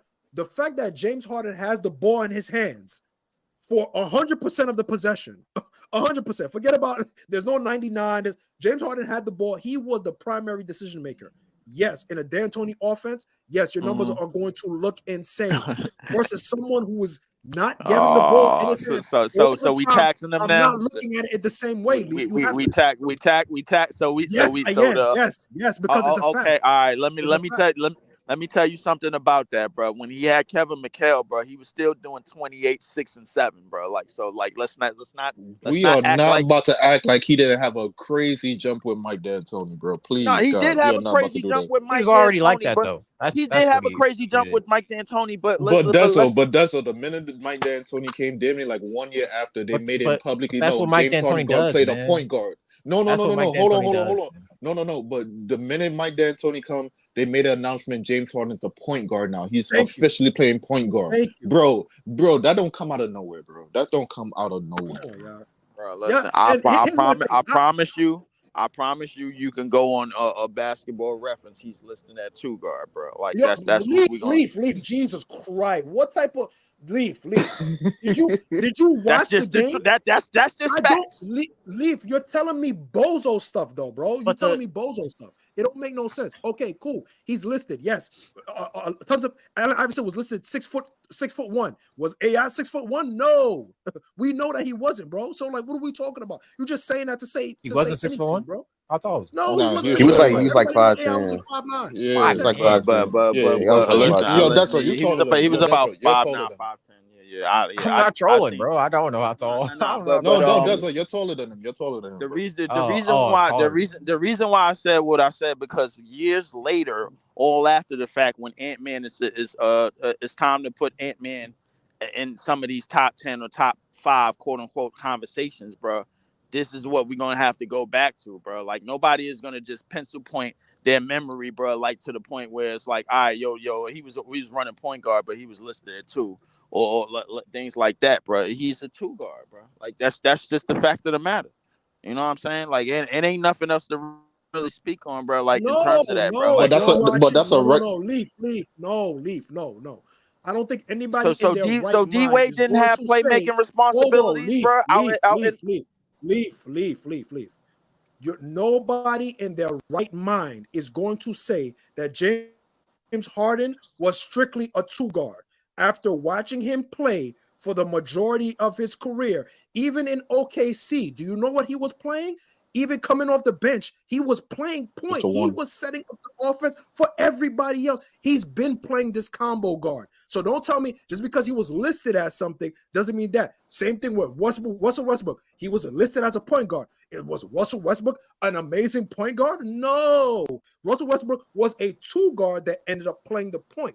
If you look at what he was listed at UCLA, he was listed a 2 guard. He was playing the 2 guard. And then when he got to the ball, they said, yo, he's too much of a dynamic player. We need to put the ball in his hand. That's the name of the NBA. My point is the accolade is going to happen with Ant when it comes to, and I don't want to stay too long on this because we got the 2 other games, is the All-NBA, because he's going to make all defensive teams, something that James Harden has not even sniffed. So you're going to include All-NBA, all defense. I'm not talking about just points. All-NBA, all defense. And God forbid Anthony Edwards wins championships and James Harden, and the way that's looking, James Harden not going to win no chip. So we're going to talk, and then we talk about the impact to winning. Yeah. Yeah. And especially if he stays in Minnesota and turns that around, yeah, we're going to have way different conversations. For sure. Well, I don't want to stay too long on this though. Let's get to that Clippers series, because you never know if they do good. You never know. James Harden fortunes could turn around. So let's get to that Clippers series. Let's get into the Clippers joint. Yeah, man. So Clippers played Dallas, and it was not looking good for the Luka Kai. Yeah, super disappointing. It was very disappointing in the first half, for sure. Second half, they kind of picked it up, but by then it was already too late. You know, it was already over. Who wants to jump into that? I don't got too much to say. James Harden was cooking. He was going crazy, bro. Shout out to James Harden. Shout out to Terrence Mann. He was playing good defense on Luka. And yeah, I mean the Mavericks got to be better. They got to be better. Yo, real quick, yo, dog, out the get-go, Zubac is dominating Gafford. That was that was crazy surprising to me, bro. That was not in my parlay, bro. That was not. I'm not gonna lie. Yeah, I thought Zubac was gonna get played off the court, man. He was hooping. Bro, I ain't gonna lie, Z. Listen, Zubac, yo, he imposed his will early on that game, and he didn't let up, bro. The thing is that everybody is looking for Dallas to run small. Their version of running small is PJ Washington at the 5, and they clearly can't do that because the thing is they don't have the defensive prowess to get the stops that they need to get on the Clippers, bro, with a small ball lineup. That's what they don't have. So they have to run with somebody at the dunker spot. Lively and Gafford are getting straight punked. They are getting moved out the way. They're getting bullied. Elbow grease. Listen, elbow sandwich, John Cena, basic thugonomics, man, from Kareem Zubac-Jabbar. That's what it is, bro. That's what it is. Zubac-Jabbar is hilarious. Kareem Zubac-Jabbar, bro. That's Like funny, when you have a big man that can finish with both hands around the basket, left hand, right hand, bro. Listen, he's very effective, and you have to use him. And on top of that, he's a great rebounder, bro. So he's doing what he needs to do in the paint, and that opened things up for H-Town James Harden to show out, bro, in the first half. Because that's what he was looking at, bro. Like he basically said, "Yo, hey, Luka, bro, before you ever got here, bro, I was the nigga putting up 60-point triple doubles. Remember me." For sure. So don't get it twisted, bro. Like you can't stay in front of me. You couldn't stay in front of me then, and you can't stay in front of me now. So that's all it is. Now, Kyrie, I thought Kyrie did all he could, bro. In the third quarter, they tried to close the gap, but it was too little, too late. I think the rest of their supporting cast, they basically got neutralized and punked. Tim Hardaway Jr. is trash. I repeat, Tim Hardaway Jr. Get him off the court. Trash. Get him off the court. Like I thought it was a joke, bro, because JD had told me, bro, he's a Dallas fan from PC, bro. Like Tim Hardaway Jr. is a piece of trash. They whole bench is garbage, bro. They bench is nowhere near better than the Clippers bench. The Clippers are one of the deepest teams in the NBA. But I don't know why people look, bro. I mean, I had the Clippers winning in 7 because Luka and Kyrie on the same team. They're gonna have some crazy games, right? And Luka's gonna have some ridiculous games. But the separator is the fact that the Clippers have the home court advantage, and the fact that they have the more well-rounded team, bro. They just do, but like they have the more well-rounded team, and they're better coached. Like that's gonna be the separator. So I think the Clippers are gonna win this series in 7 games. And another thing, they need to keep James Harden off the paint, bro. They need to keep him out the lane because when he's penetrating, he's driving in the lane. He's getting Zubac involved with those dump off passes. He's doing his driving kicks, bro. It's almost impossible to guard the Clippers. They need to turn him more into a jump shooter, which sounds crazy. But he's not hitting his jump shots at the same clip that he was. Listen, James, you gotta. I'm with you, 100%. Yeah. Let me. I didn't want to. My fault. I didn't want to cut you off. Go ahead. No, you good. No, go ahead, Tex. Easy was gonna say something too, and then. Easy. You don't want to go. You don't want to go. You got it, Tex. Take it away. Take it away, bro. Oh, yeah, I agree. That's a great point that you made, Nari. To be fair, if I'm Dallas, for James Harden, you got to show me you can shoot me out the game. You got to show me. And to be fair, he was hooping, right? He was hooping in the beginning, but we don't know how long that can last. You know what I'm saying? We don't know how much he's going to be able to. That's Burger King leaf? He's going to show you. That's Burger King? What? That's Burger King? Nah. It's a bacon, egg, and cheese. This nigga Deso got hungry, bro. It's a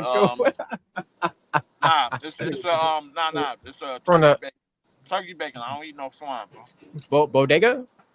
Yeah. Oh, okay. Word. All right, go ahead. My bad, context. Go ahead. This nigga's fighting hunger pains right now. There's no fighting hunger demons. The hunger demons, bro. You know the Hunger Games? The hunger demons, bro. But yeah, bro. It was dope to see Zubac, handling his business. And I was really surprised. I'm not gonna say it was good to see. I was surprised because honestly, Dallas was actually my dark horse to make it all the way to the Western Conference Finals. I thought low-key they was going to dog walk the Clippers from the get-go. No Kawhi. Luka and Cant, not good. They did their thing, especially with no Kawhi, right? I thought it was going to be a murder scene, but like Nahari said, they are probably a better team, just overall deeper team. I think the erraticness from a PJ Washington. I mean, damn, bro, come on, son. Do not let these Brittany Renner allegations get you down, my boy. You got to fight these demons, my boy. You are missing everything, bro. Like you are allegations. Between him, allegations. Them shits is true, bro. Yeah, true that. My thing is with THJ. Tim Hardaway Jr., you got to get him off the floor, bro. I need to see probably a little bit more Jaden Harden minutes. It's a grade A piece of trash. I like if that's the case. Hold on. Yeah, you know what I mean? Like my thing is also too like again, I'm gonna dare James Harden to shoot it because even to a point where like James Harden didn't even need the pick. Like he would just get into the paint and like Nahar was saying, just get. Yo, I saw Zubac just chill in the dunker spot, get the ball, have him deep in the post, and just hook them to death, or turn around, left shoulder, boom, right shoulder, boom, like just being very, very fundamental and getting whatever he felt like it. So for them to have those two big men and get dominated by Zubac is I can't believe it, bro. Can't believe it. Like y'all gotta do better. Jason Kidd, you gotta do better, bro. You can't get out coached like this just like that. You got out executed, right? The sub packages were terrible, and it just didn't feel like y'all were up to the task. I don't know how long this is gonna last. And to be fair, Leaf posed the question: if Kawhi was there, I think Kawhi would have let them rock. Kawhi would have. I feel like what happens is when the offense is bogged down, that's when Kawhi kind of steps in and say, "Yo, let me go get my shot." Yep. Offense is running, they doing their thing. Kawhi's cool just sitting in the court because Kawhi can shoot. That's the good thing about it. Kawhi just, I'm cool with spacing out. I'm cool. I don't need to be in the mid range. I just feel like it's when the defense kind of when the offense is bogged down and James Harden can't get nothing, Paul George can't get nothing, then Kawhi kind of inserts himself into the offense and do the same thing. So I feel like, to be honest with you, if James Harden doing his thing and he's getting to the paint, he's penetrating, Kawhi cool with just playing the backseat. He cool with that. The reason why he rubbing his knees. The reason why I asked is because I think Kawhi occupies the 15-foot in the areas, and the thing is, the one thing I know, he can shoot too though. He's a spacer. He can space too, but my thing is he doesn't shoot as much. My whole thing with that question is that it's search, because I think what Kawhi likes to create at is also in the mid range areas as well. You know what I'm saying? Like I think he's better at creating out of the post, making some plays out of the post. In terms of top of the key 3-point line, I think that's more for James Harden. I think that's more of James Harden thing. That's one of the reasons why yesterday's game plan worked. And even still, I thought a lot of their spacing throughout most of the game wasn't really that good. Shout out to Terrence Mann for the defensive job that he did in that game, man. Shout out to him, man. Terrence Mann showed up defensively. I think the Clippers' whole team showed up defensively. They had a great defensive plan. Shout out Westbrook. Shout out Westbrook too. Yeah, Westbrook was hooping. Shot terrible. Like outside of Luka and Kyrie, they shot horrible. They shot very horrible, and I don't expect the Clippers to go 18 for 36 again from the three. That's gonna be the key. That's the key to really every playoff team. You know your stars is going to give you some great production. It's all about your role players, and if they can produce to a certain level. But if the Mavericks role players are playing like that, bro, they don't stand a chance. They got to pick it up, bro. Not necessarily true, because look at Tyrese Halliburton. He gave me 9 points on it. Whoa, not too much. No, chill. Yeah, and the thing is, the Clippers, right? Their role players, like their role players didn't even play like all that great either. Like, yeah. Norman Powell only had 5 points. But they played great defense. They all played great. They were locking up. But the thing is, you can get more from them on the offensive end. You know what I'm saying?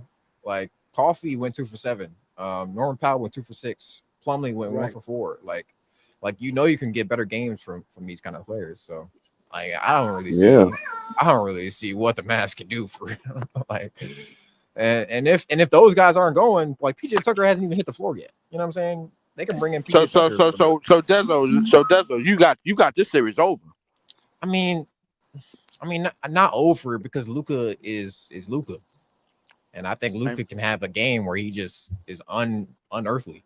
But but do you think Luka and Kyrie, even without the pressure from the other role players on Dallas, you think they can like get you one? They can get you one, like even with the way that the role players have played. I'm gonna give it to you like this, right? Derrick Jones Jr. was with my team, the Chicago Bulls, for a while. Mm-hmm. And if you're relying on Derrick Jones Jr. to be your starting small forward, pack it up.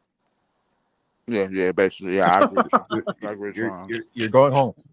I agree with you. He was really good for us off the bench last year, though. So I give him that. He's a solid. But Nahari, like, key word right there, off the bench. Yeah. Oh yeah, he You know is what a I'm bench player. Yeah, he's a bench player. I think what they're relying on Dallas, Dante Exum to give them key minutes. I think listen, no. Here's the thing about he's been Derrick hooping Jones. this year though. Dezo. He's been hooping I this don't care year. about none of that. Here's the thing about Derrick Jones Jr. The thing about like a Dallas team like this, I think they work well with stretch bigs and a 5 and a 4 that can space the floor. I don't have a problem with Kleber Derrick got you just reminded me, Alif. Oh my God, Kleber. Jason Kidd, Kleber got moved. Oh my God, Kleber be doing this every playoffs. I feel like, bro. It's crazy. But that's my thing. Jason Kidd thought in his mind, yo, let me put Kleber at the 5. Yeah, we're gonna space out, and it's gonna get better. It got worse. It got worse, bro. But Tex, I threw Gafford out there. I threw Lively out there. They got eaten for lunch. You ain't giving me too much options to work with at this point. Right. You gotta try anything. Now we had kitchen sink problems. Sink problems, bro. Yeah. You got kitchen sink. You got sewer problems. You got bathroom problems. You got all types of problems because the two acquisitions that you was leaning on to neutralize the paint and be shot blockers and be rebounders and be dominant. They didn't do anything. They can't do nothing from the get-go, bro. They can't do it. Get-go. They can't do it because they up until February, they finally playing meaningful basketball. They was just playing with lottery teams, man, before, like for most of their careers. Right. Like, come on, let's be real. Bro, for the minute the game started, you saw the mismatch with Zubac and Gafford. That's why I kind of agree with Tex. The minute it started from the minute the game started, it didn't happen like in the second quarter or after half, bro. The minute the game started, you recognize Zubac had a clear advantage over Gafford, bro. The man couldn't do nothing with him, and everything he was doing, it seemed like Gafford was lost, bro. Kawhi would have let that rock. If anything, Kawhi would have disappeared, bro. He would have disappeared, bro. If you put the over on him, right. Yeah, Kawhi would have been 16 points, bro. 16 points, bro. But that's what Kawhi does, though. When the offense, I watch like the Clippers games, I do watch. When the offense was flowing, Kawhi chills, bro. He becomes more of a spot up type of guy. That's what he really does. So I mean, and then Kawhi's one of the best spot ups in the NBA. So if you mean, it's fine when he does that. He would have definitely been a positive, especially on the defensive end too. The way he's been playing defense this year, bro. If they had Kawhi, it would have been ugly. That would have been more better for him to play to lock in on defense. I think the overall thing about this game is that the Clippers not only won without Kawhi, they dominated without Kawhi. Yeah, they dominated. Yeah. Like, so it just speaks volumes to how deep this team is and how ready and prepared the players. But Dallas could do some things too. Dallas could improve. They got some adjustments to make, and plus they didn't hit a lot of shots. Like their role players got to really come up. It'll be more interesting game. It'll be more interesting game. I think. Listen, in all honesty, I think Dallas, in terms of adjustments and just substitutions, they tried everything in game one. We were like Tex had to remind me that they threw Kleber at the 5 and it got worse. And your main 2 5s that you were leaning on for the large part of the rest of the season got dogged. Leaf, they have to start Josh Green, bro. I don't know why Josh Green's not getting any tick in this series, but they have to start him. Yeah. Okay. Like so they haven't rolled out the whole deck.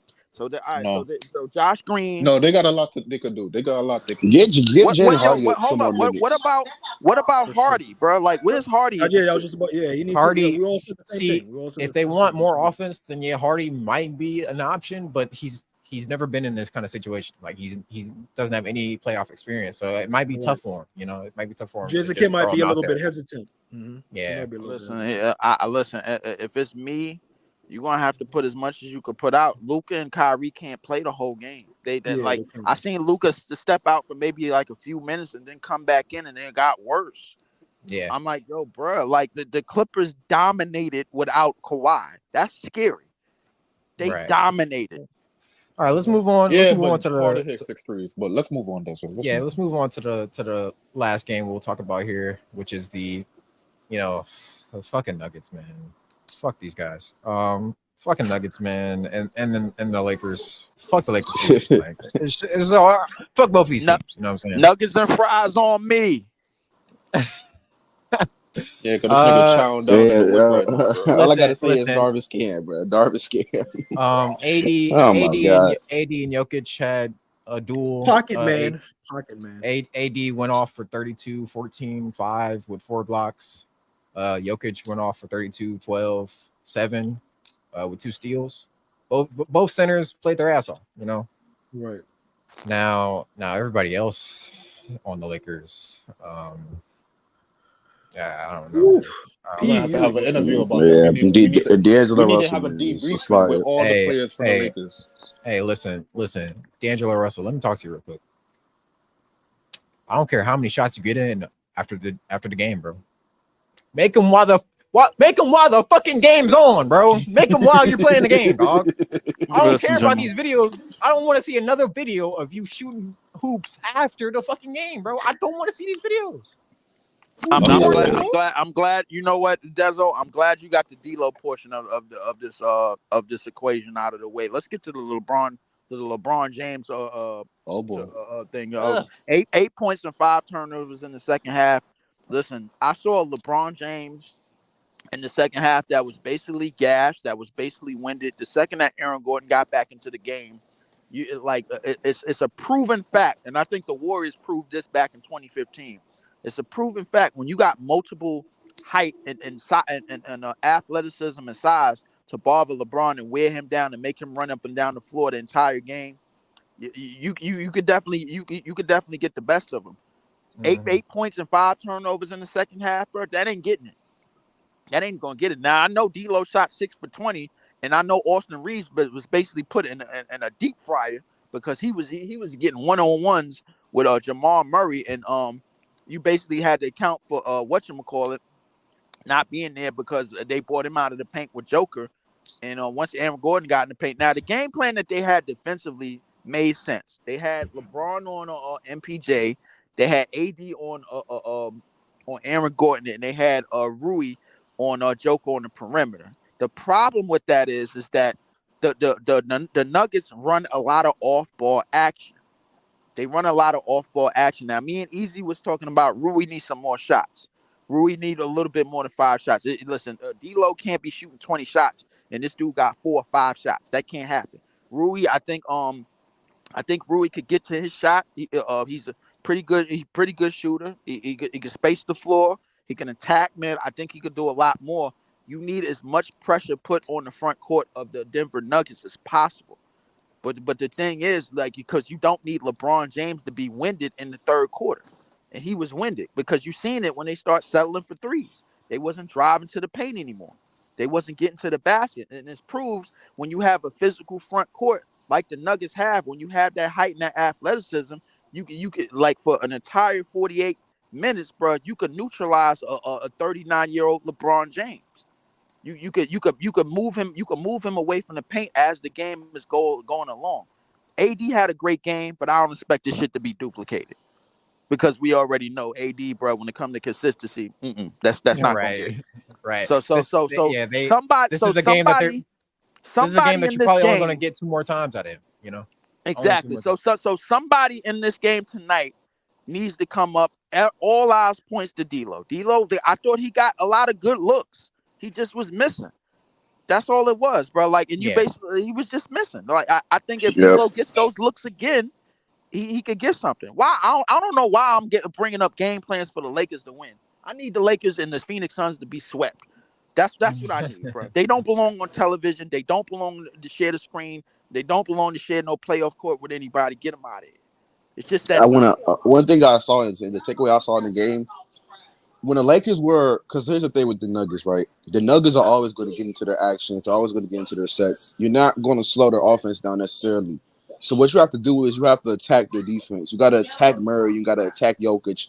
Put them in a bunch of pick and rolls. Attack the paint. That's what they were doing in that first half, and they were up at the half. Then they started shooting a little bit too many jump shots, and they let the game get away from them. When you look at the teams that match up well against the Denver Nuggets, they do that.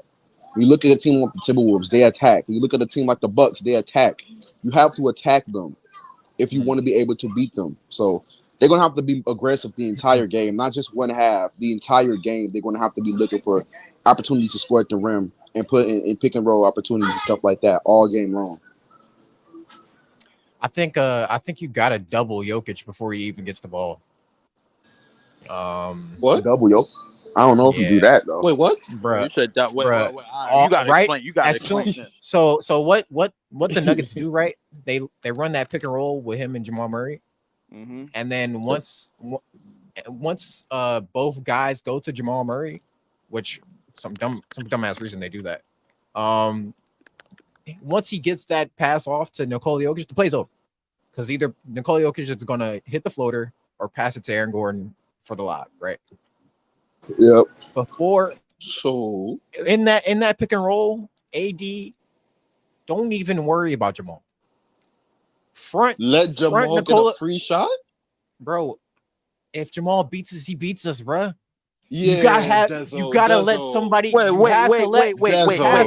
Somebody else beat you. You have to let somebody else beat you. Dezo. You can't let Nikola Jokic get into the middle of the floor. Nah, he is. Jamal Murray. Hold up. Dezo. I agree with you. I agree with you with that aspect, but listen. I think the Denver Nuggets have proven that they can play like whatever defensive game plan you throw at them, they could figure out a way to counter react it, bro. Like that's one of the reasons why they did champs. I said now the best thing in terms of how to defeat them, you just have to put a lot of pressure on their front court. I think Nahari had touched on it, and I think I had touched on it with the Rui situation. Rui needs more than 4 or 5 shots. You need him to attack too because. He's athletic. He could get to the basket. He could get to his shots. The thing is, you need as much pressure put on the paint as possible. You got to make them play defense. The defensive game plans that you're going to throw at them is they're going to counter react all of that shit. You have to put them in foul trouble. You have to put Murray in pick and roll situations left and right. You have to put them in foul trouble. You have to put Joker in foul trouble.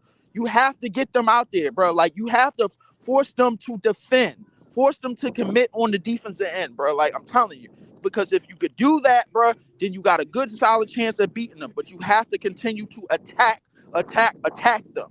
But that's the thing, Leaf. Here's the thing, right? Throughout this series, we've seen the Nuggets are just more conditioned than the Lakers. They're going to outlast the Lakers. Obviously. So them attacking them on the defensive end, that's going to be more detrimental to the Lakers because they're going to have to exert all that. Like LeBron exerted all his energy in the first half. That was it. He was done. It's not going to be just LeBron and AD. They need the whole, like I said, Rui Hachimura needs to do it more. D'Angelo Russell, Austin Reeves, they all they all have to attack the rim more and stop settling for jump shots. Because although at the end of the season they were hitting their threes, at the end of the season they were shooting way better, this still isn't a very good jump shooting team. Right. They draw the most fouls in the NBA for a reason because they get to the rim. They need to do that all game. I was just about to touch on that. I was just about to touch on that point. Like, I don't know why y'all selling for fucking jumpers when your bread and butter was having the biggest free throw disparity in the league. Like, Jesus Christ. Like, yo, challenge these motherfuckers. Yo, some of these niggas, like, I'm looking at it's probably because they don't have that advantage. It's probably Hold on, Leaf. I'm looking at Austin Reeves in particular, bro. Adopt that Jimmy Butler mindset and throw your body into people, bro. Throw your body into people, bro. I don't give a fuck. Throw your body into people, bro. You're the guy for it. Throw your body into people, bro. Adopt that mindset, bro.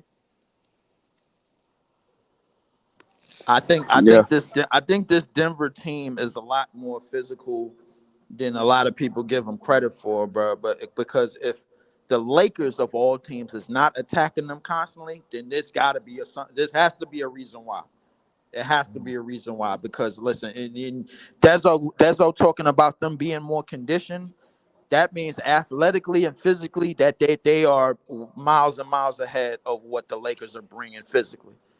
Because we all know if AD tried to lower, if AD tries to lower the shoulder. If AD tries to lower the shoulder and go at Joker, bro, he probably gonna mess around and dislocate his whole damn frame. You know what I'm saying? So like, it is what it is, bro. Like I'm to the point where, listen, they can't compete with this team. They couldn't compete with them last year, and they can't compete with them this year. Get these niggas off my screen for good. I don't want to see them anymore. That's it. I don't want to see them no more. The same thing with the Phoenix Suns. and a lot of these other teams that don't belong in it. These first rounds need to end in 5 games. I'm sick of this shit. Go ahead, context. So the Nuggets and Lakers game was kind of interesting to me. They on my parlay, I definitely took the under on Peyton Watson hitting threes. To be honest with you, I did not expect him to hit 2 threes.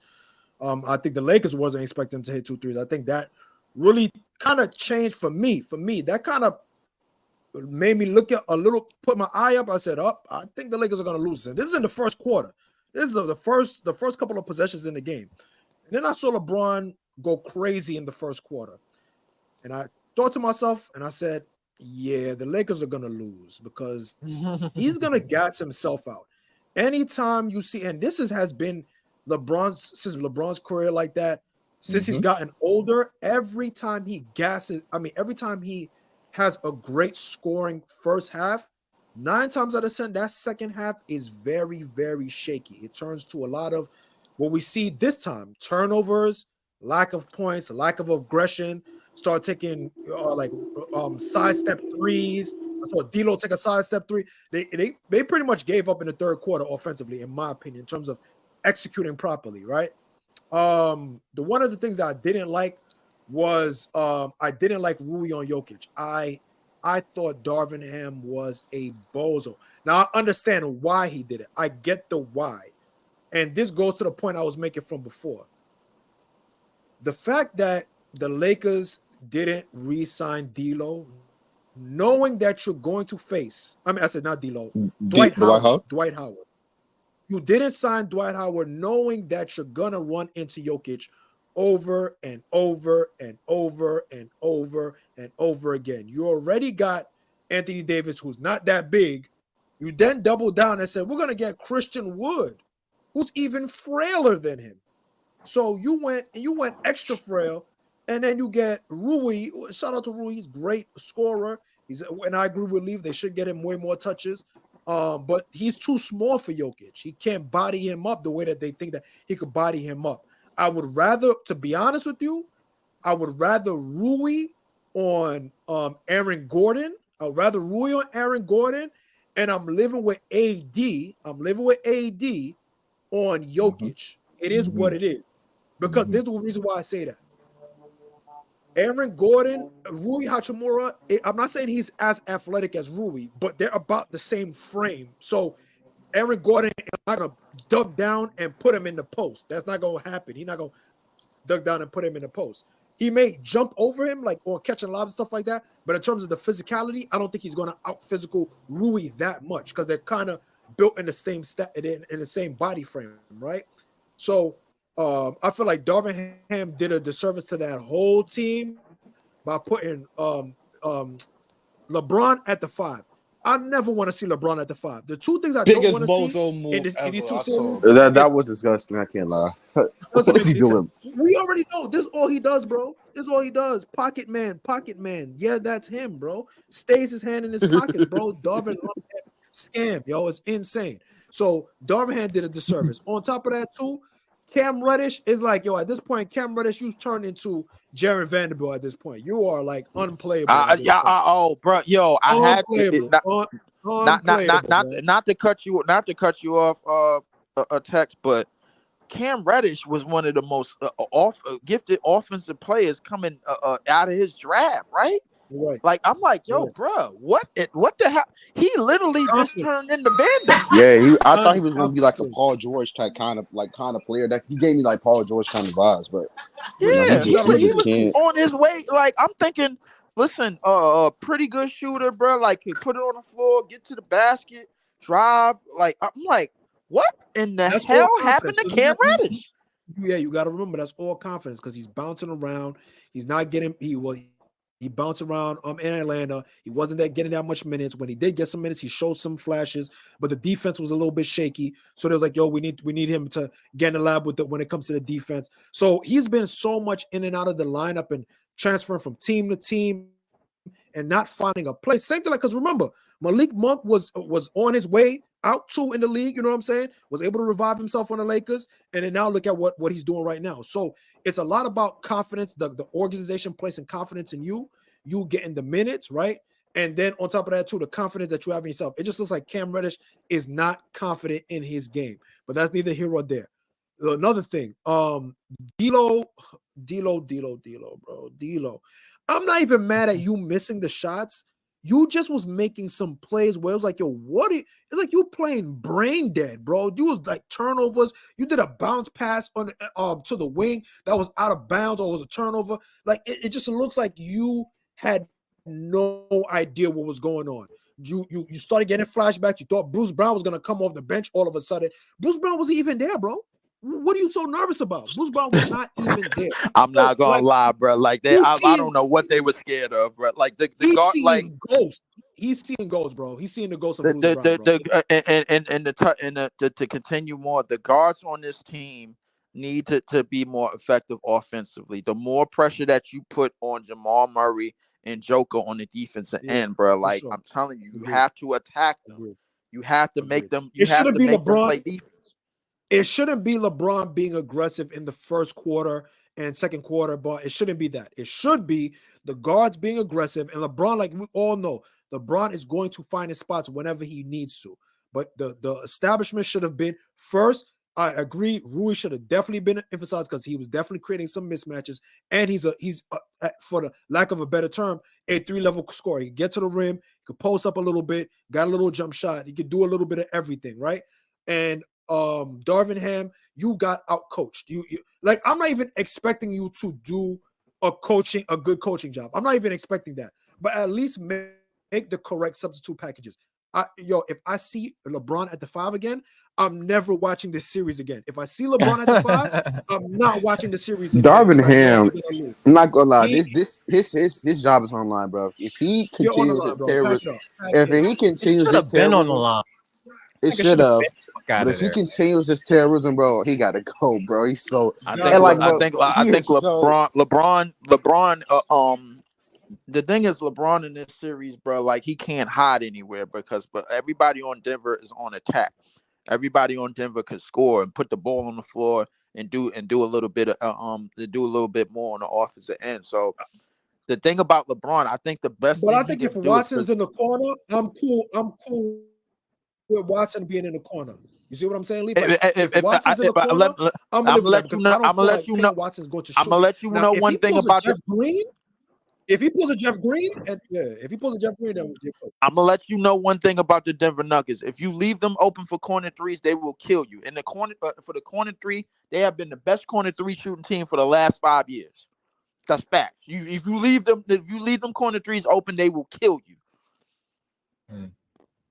Yeah, but I'm cool. I'll live with Peyton Watson. Peyton Watson gotta show me that. I'm cool with that. My thing is, it's the same thing. I'm definitely living with like Christian Brown and Peyton Watson. You know what I mean? Like you gotta live with something. Because the thing about it too, right? Because the thing about it too, you need LeBron to help out with the rebounding. So I'm cool with him sagging off Peyton Watson, and at least that's gonna help me on the backbone. Because listen, Jokic is going to murder Rui and AD on those rebounds, and if AD has to worry about the lob pass, or he has to worry about the dribble drive that's happening with the backdoor slides and the backdoor cuts of KCP and MPJ. And on top of that, you worried about the backdoor with Aaron Gordon, then he's going to be moved out of position for rebounding. So you need that. It got to be a group rebounding for sure.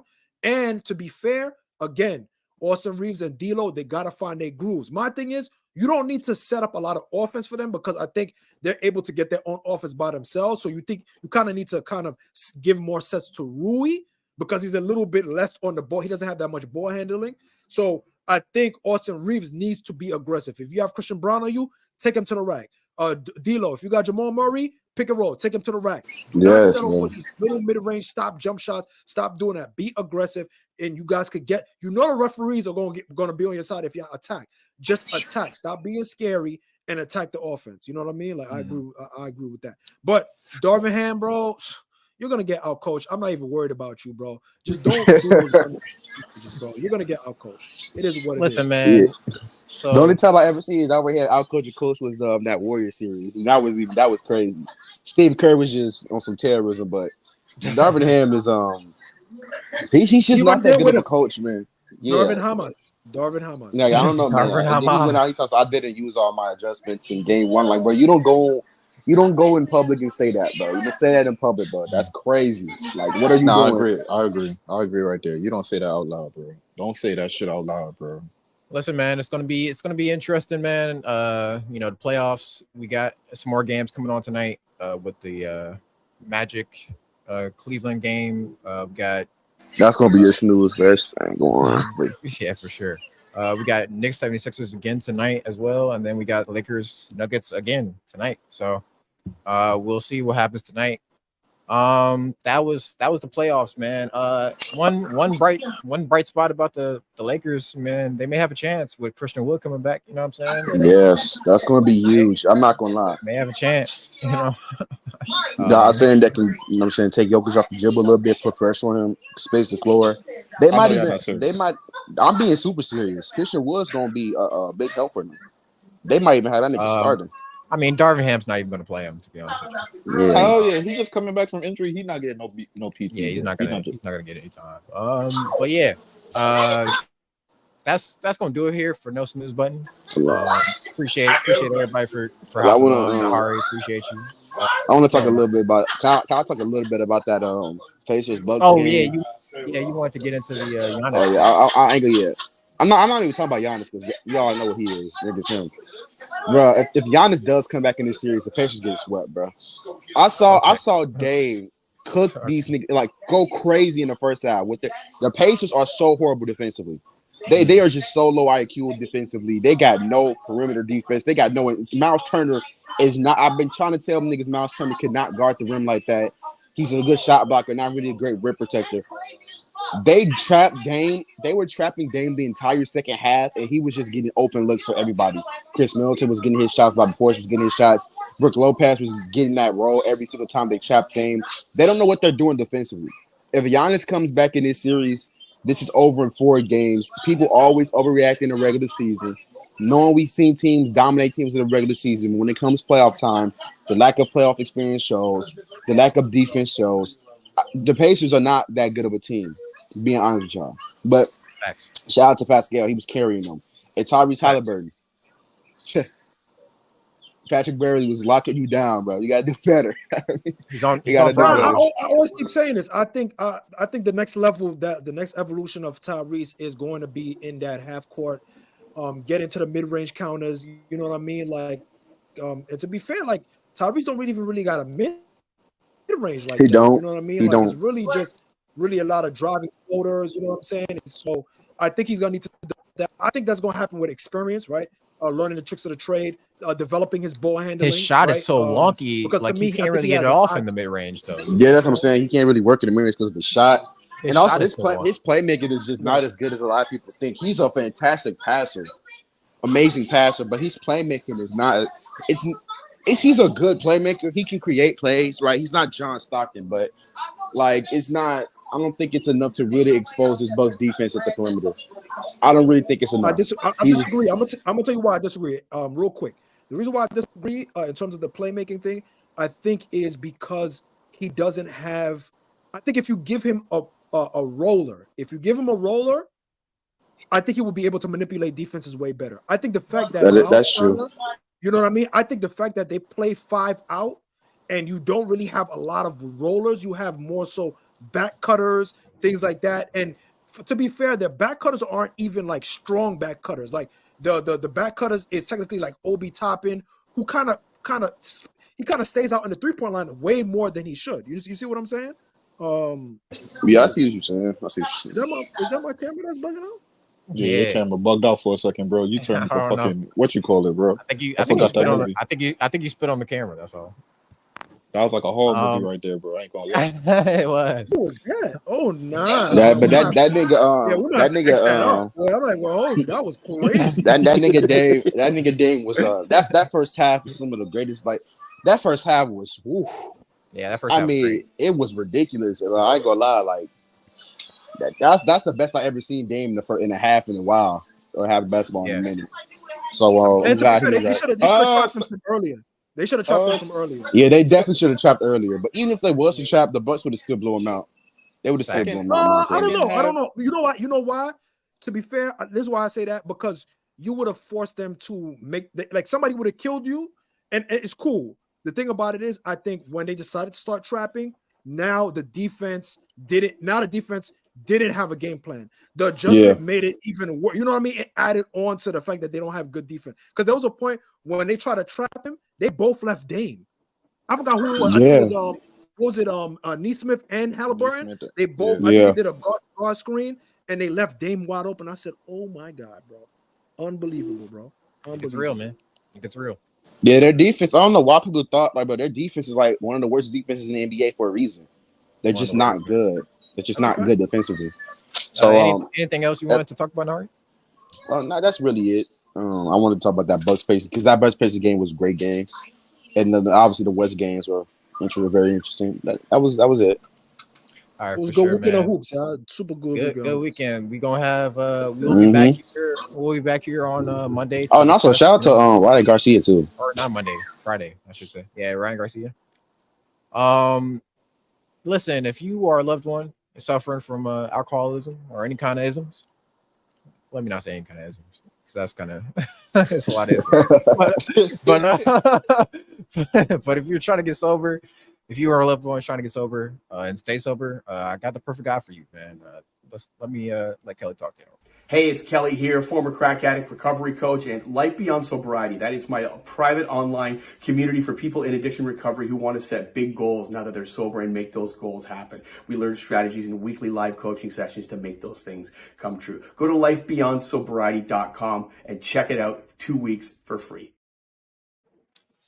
Yes, sir. Yes, sir. We'll be back here Friday, man. Another episode of No Snooze. It's gonna be a good week of hoops, man. Make sure y'all stay safe. Exit this week the same way I entered it, man. I know y'all had a rough weekend with 420, you know what I'm saying? But I'm glad y'all found your keys. I'm glad y'all made it through the weekend, you know what I'm saying? I'm glad y'all got your head on straight still. And other than that, man, stay safe. Context, you want to say anything? Shout out to the slim girls and thick girls too. Ladies, the thick ones, you know what I mean? It's still your time to shine, you know what I'm saying? Sun's out, buns out for sure. Shout out to the spicy milk or the vanilla almond milk, as well as the chocolate milk sisters. You know what I'm saying? Facts. You already know what's going on. Don't forget to like, comment, and subscribe. You know what I mean? Share this with all your people. There's a morning show for the people, powered by the people. So tap in, you know what I mean? Let us know what's going on in your city, your community, your town, so that way we can get it out to the people, man. Also, again, tap into Ox's channel in general. He got the champagne room clicking again. And he also got graveyard shift. We may have a graveyard shift in a minute, but we're gonna get into it. We'll have a graveyard shift this week. Whether it be Wednesday or Saturday, we'll see how it go. Depending on how the playoffs go. It might be impromptu, so keep your notifications on, and you know what I mean, join in on the convos. Again, shout out to Easy, Leaf, and the Harvey for jumping in the convo with y'all, and we'll see y'all on Friday. Yeah, salute. Yo, real quick, Friday, man. What? W Cameron Brink, bro. W Cameron Brink. I ain't letting this shit go, boy. Yo, shout out to the tall girls, bro. That got it going on. Jesus Christ. Can't wait for the season, man. WNBA season gonna be nice, man. Hey, I'm gonna be tuned in for sure. Go live, bro. WNSB, bro. WNSB. All right, man. Catch y'all. Salute.